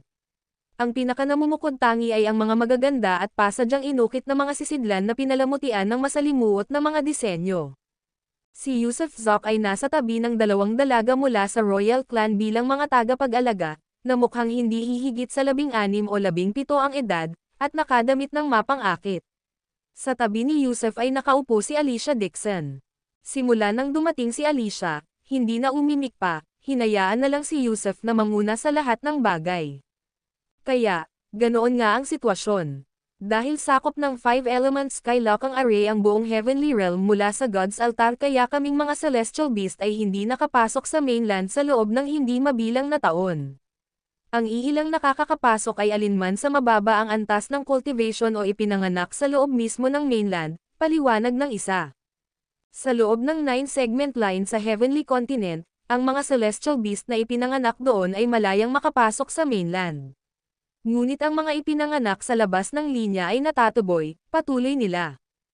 At hanggat nawawasak ang pangunahing watawat ng hanay, ang 5-element Skylocking Array ay mawawala. Sa oras na iyon, kaming Heavenly Demon Imperial Clan ay makakasulong ng walang putol at masasakop ang Heavenly Realm. Hindi ba't ipapakita niya na ako ang pinakadakilang traidor sa sangkatauhan? Singit ni Yusuf Zoc nang marinig ito. Hindi. Pagdating ng panahong iyon, manugang ka na ng isa sa 4 na pangunahing pamilya ng Maharlika. Anong klaseng tao ang tinutukoy mo? Maaari ka pa nga naming ipagawa sa lahat ng gawain sa kontinente, sagot nila. Pag-iisipan ko, malaking isyu ito, at kung nakatala ito sa mga aklat ng kasaysayan, paano ko ito haharapin? Kailangan itong maingat na planuhin, nag-isip na sabi ni Yusuf. Hehe, kung natatakot kang matawag na traidor sa sangkatauhan, pwede kang magdala ng ilang tao sa altar ng Diyos. Sa oras na iyon, hindi mo na kailangang personal na tanggalin ang bandila, iba na ang gagawa nito para sa iyo, mungkahi nila. Sulit na pag-isipan iyan, nagliwanag ang mga mata ni Yusuf. Tama, nang makitang lumiwanag ang ekspresyon ni Yusuf, natuwa ang 4 na nakatatanda. Matapos nilang suriin ang ugali ni Yusuf, natagpuan nila itong mapusok. Sa lower realm, binansagan pa nga siyang Old Devil Zoc, dahil sa pagiging malupit at hindi sumusunod sa mga nakagawian. Ang mga bawal na bagay ay walang epekto sa kanya. Bukod dito, si Yusuf ay madaling kapitan ng magagandang babae, pinahahalagahan ang parehong emosyonal na ugnayan at alindog. Gamit ang kanyang mga kasama bilang panghihikayat habang binibigyan siya ng mga mapang-akit na kagandahan, kalkulado nila, mawawala ang kanyang kailanawan. Siyempre, kailangan nating magkaroon ng alyansa. Walang kahulugan ang mga kasunduang pasalita. Kapag napirmahan na ito, kung hindi mo matutupad ang iyong layunin, naghihintay ang banal na paghihiganti. Natural lang, hindi namin sasaktan ang iyong asawa, talagang kumikilos kami para sa iyong ikabubuti. Sinimulan ng matanda na bigyan si Yusuf ng pinaghalong matatamis na pangako at manipis na nakatagong mga banta. Sige, pero tandaan mo, sinabi mong ako ang mamumuno sa kontinente ng langit sa huli, tila nabuhayan ng loob si Yusuf, ang kanyang mga mata ay kumikinang ng maliwanag.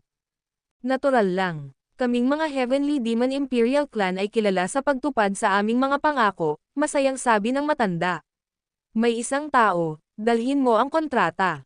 Sandali lang, biglang itinaas ni Yusuf ang kanyang kamay para pigilan sila. May isa pa akong kailangang ayusin bago pirmahan ang kontrata. Oh, ano iyon? Nagpalitan ng mausisang tingin ang matanda at ang 4 na matatanda ng hari. Sabrina Dixon, huminga ng malalim si Yusuf at sinabing, matagal nang pinigilan ng inyong royal clan si Sabrina Dixon. Nangako ako kay Alicia na ililigtas ko ang kanyang ama, at hindi ko maaaring sirain ang aking pangako. Kaya, bago pumirma sa kontrata, umaasa akong palalayain mo si Sabrina Dixon. Pakawalan si Sabrina Dixon. Sabay na dumilim ang mga mukha ng apat na matatanda ng hari nang lumingon sila kay Alicia Dixon, na nanatiling tahimik sa buong oras. Nagtaas ng kilay si Yusef, nagtataka. Hindi naman siguro taga-kontrol ng mga kritikal na gawain si Sabrina Dixon, di ba? Kahit pa mapalaya, hindi naman dapat ito magdulot ng malaking isyu sa apat na pangunahing pamilya ng Maharlika.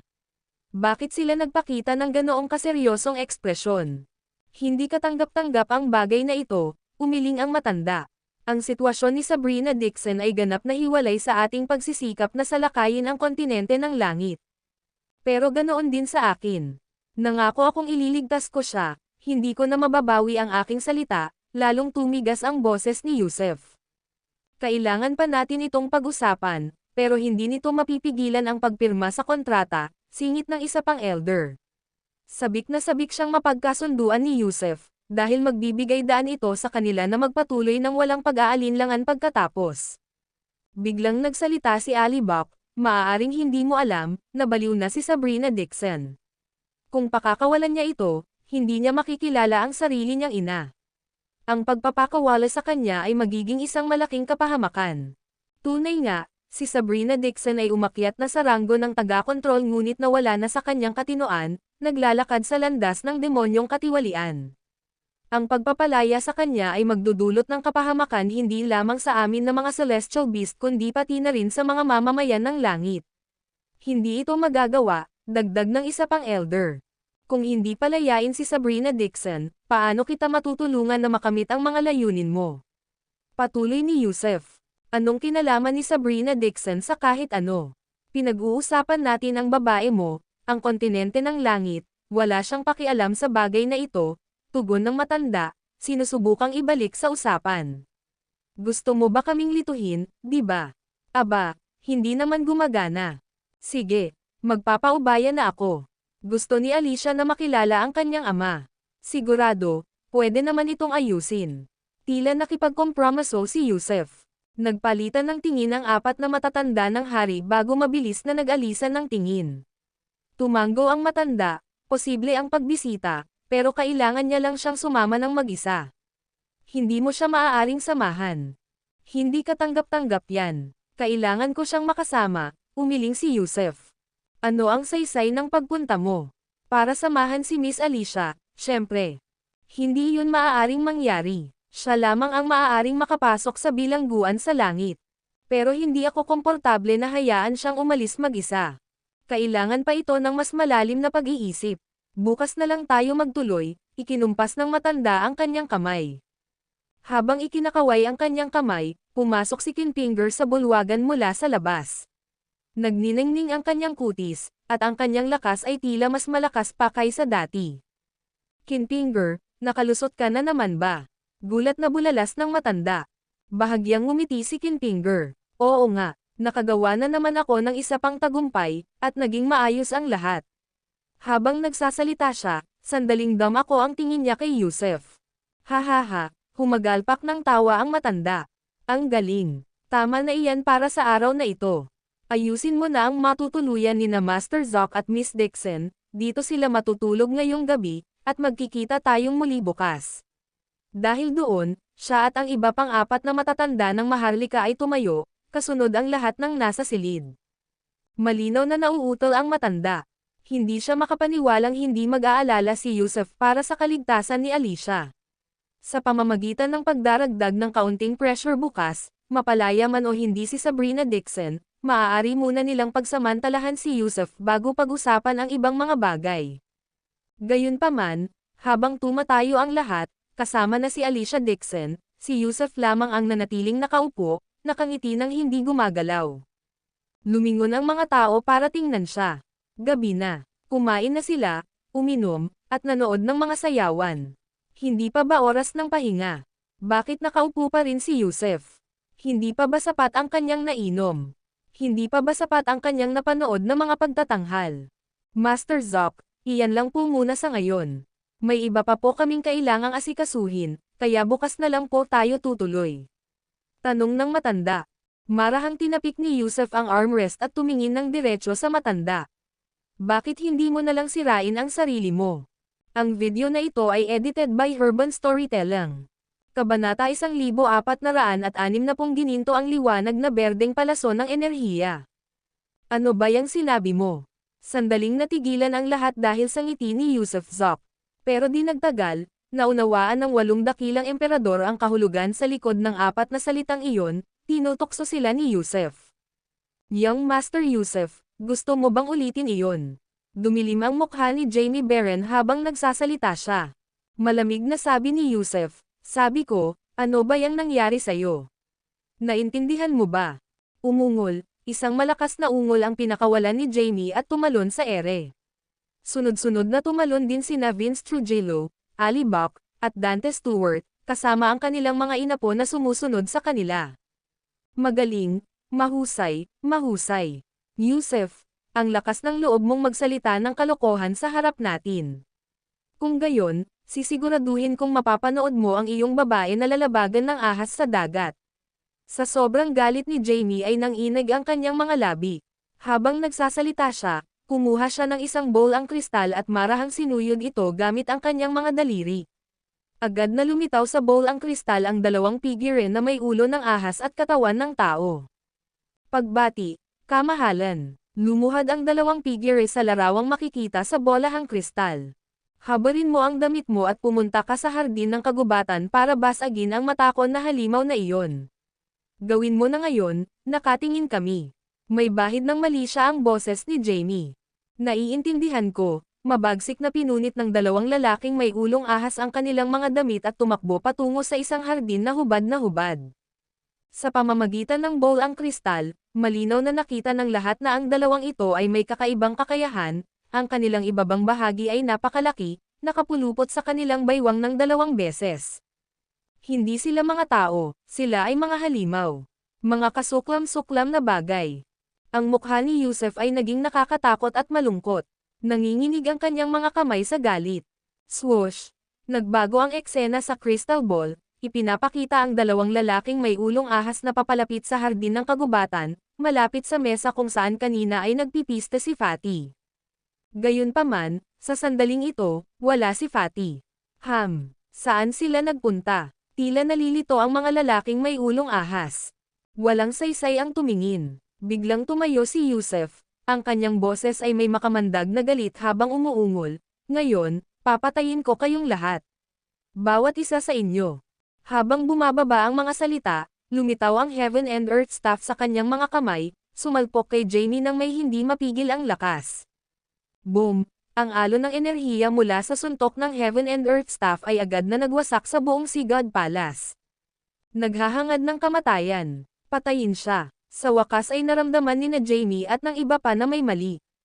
Ang labis na kumpiyansa ni Yusuf, kasama na ang pagkawala ng kanyang asawa, ay nagbibigay kahulugan, malinaw na nailigtas ang babae. Hindi nakakapagtaka na bigla niyang binaligtad ang script. Gayunpaman, ang lokasyon kung saan nakakulong ang babae ay lubhang lihim, binabantayan ng mga ekspertong tagapagtanggol. Paano siya nawala ng walang bakas? Paano sila walang natanggap na impormasyon? Boom! Isang nakakabinging tunog ang umalangaw-ngaw nang bumangga ang Heaven and Earth staff sa mga bisig ni Jamie. Kumalat ang tunog ng pagkabali ng mga buto ng si Jamie ay itinapon sa ere ng isang suntok na puspos ng Power of the Giants. Ang bangis ni Yusuf ay kakaiba. Sinasabing si Jamie ay nasa antas ng controller na cultivation, ngunit labis siyang natalo ng walang humpay na pag-atake ni Yusuf. Ngayon, mamamatay kayong lahat. Bawat isa sa inyo. Sa sandaling iyon, si Yusuf ay tuluyang nabaliw. Ang imahe ng 2 lalaking may ulong ahas, at ang kasuklam-suklam na kalupitan ng 4 na pangunahing pamilya ng Maharlika, ay nagpaalam sa kanya sa hindi maalis na galit, gusto niya silang lumunin ng buo. Hindi niya pinansin ang iba, at nagpatuloy sa pagsalakay kay Jamie, walang humpay na iwinawagayway ang Heaven and Earth staff. Bagamat isang controller si Jamie, at ang kanyang mga nabasag na braso ay agad na nabuhay muli, nang siya ay matambo sa ere, mabilis siyang bumunot ng isang wolf toothstick at sumalpok sa tungkod ni Yusuf. Klang! Sa sandaling tumama ang wolf toothstick sa Heaven and Earth staff, ito ay naglaho at naging pulbos. Nanatiling hindi mapigilan ang momentum ni Yusuf habang sumusulong siya. Ano? Paano siya nakakasindak ng ganito? Nang masaksihan ang kakulangan ni Jamie sa pakikipaglaban kay Yusef, ang tatlo pang dakilang emperador ay labis na nagulat. Ayon sa kanilang impormasyon, kahit na natalo ni Yusef ang mga shadow avatar ng 8 ninuno, ang mga iyon ay mga anino lamang, ang kanilang lakas ay mas mababa kaysa sa kanilang tunay na katawan. Inakala nilang kayang tapatan ni Yusef ang isang controller ngunit tiyak na hindi nila kayang pumatay ng isa. Ngunit ngayon, ang lalaking ito ay isang walang humpay na puwersa ng pagpuksa. Ang Heaven and Earth Staff ay may hahalin tulad sa isang banal na sandata, sinisira nito ang anumang tamaan nito. Hindi nila alam, matapos patayin ni Yusef ang mga shadow avatar ng 8 ninuno, nakasipsip siya ng isa pang blood bead at umakyat sa cultivation, kaya kahit ang isang controller ay hindi niya kayang tapatan.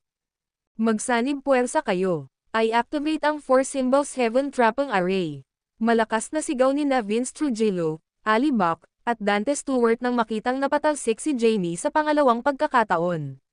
Pareho silang sumuntok bago mabilis na umatras.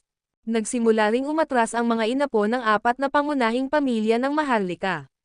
Habang ginagawa nila ito, kinagat nila ang kanilang mga daliri at ipinitik ang Essence Blood patungo sa 4 na matatayog na halijing bato sa labas ng palasyo ng Diyos ng Dagat.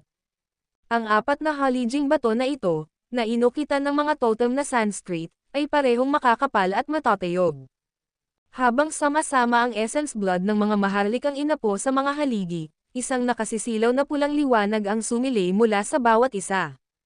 Hawak ni Yusef ang tungkod sa kanyang kanang kamay habang nilalabanan ang mga atake ni Vince, Ali, at Dante gamit ang mga talon ng kamay mula sa kanyang kaliwa, ngunit sa sandaling ito, si Jamie ay tumalon sa ligtas na lugar sa likod ng 4 na haligi. Bam! Habang paatras si Jamie papunta sa mga haligi, ibinalik nila ang pulang liwanag sa isang parisukat na hugis transparent na harang, na tanging sina Yusef at Alicia Dixon lamang ang naiwan sa loob. Maging si Baseline Jamie ay nag-ambag, inilunsad ang Essence Blood upang sumama sa iba sa isang nagkakaisang paninindigan. Yusef, patay ka na. Patay ka na. Nasaktan mo pa nga ako. Galit na galit si Jamie, halos maghisterya. Paano siya nasugatan ng hamak na mortal na ito? Ang 4 na simbolo ng langit na patibong, na pinapagana ng Essence Blood ng Royal Clan, ay naitayo na ngayon. Si Yusef ay nakulong na parang isang halimaw sa isang hola. Sa pamamagitan ng kanilang pinagsamang pagsisikap na nagpapalakas sa kapangyarihan ng 4 na haligi, ang kanilang mga pag-atake ay lalakas ng 10 beses, 100 beses. Kahit na si Yusef ay may lakas na tumatagos sa langit, hindi siya makakatakas sa kamatayan sa pagkakataong ito.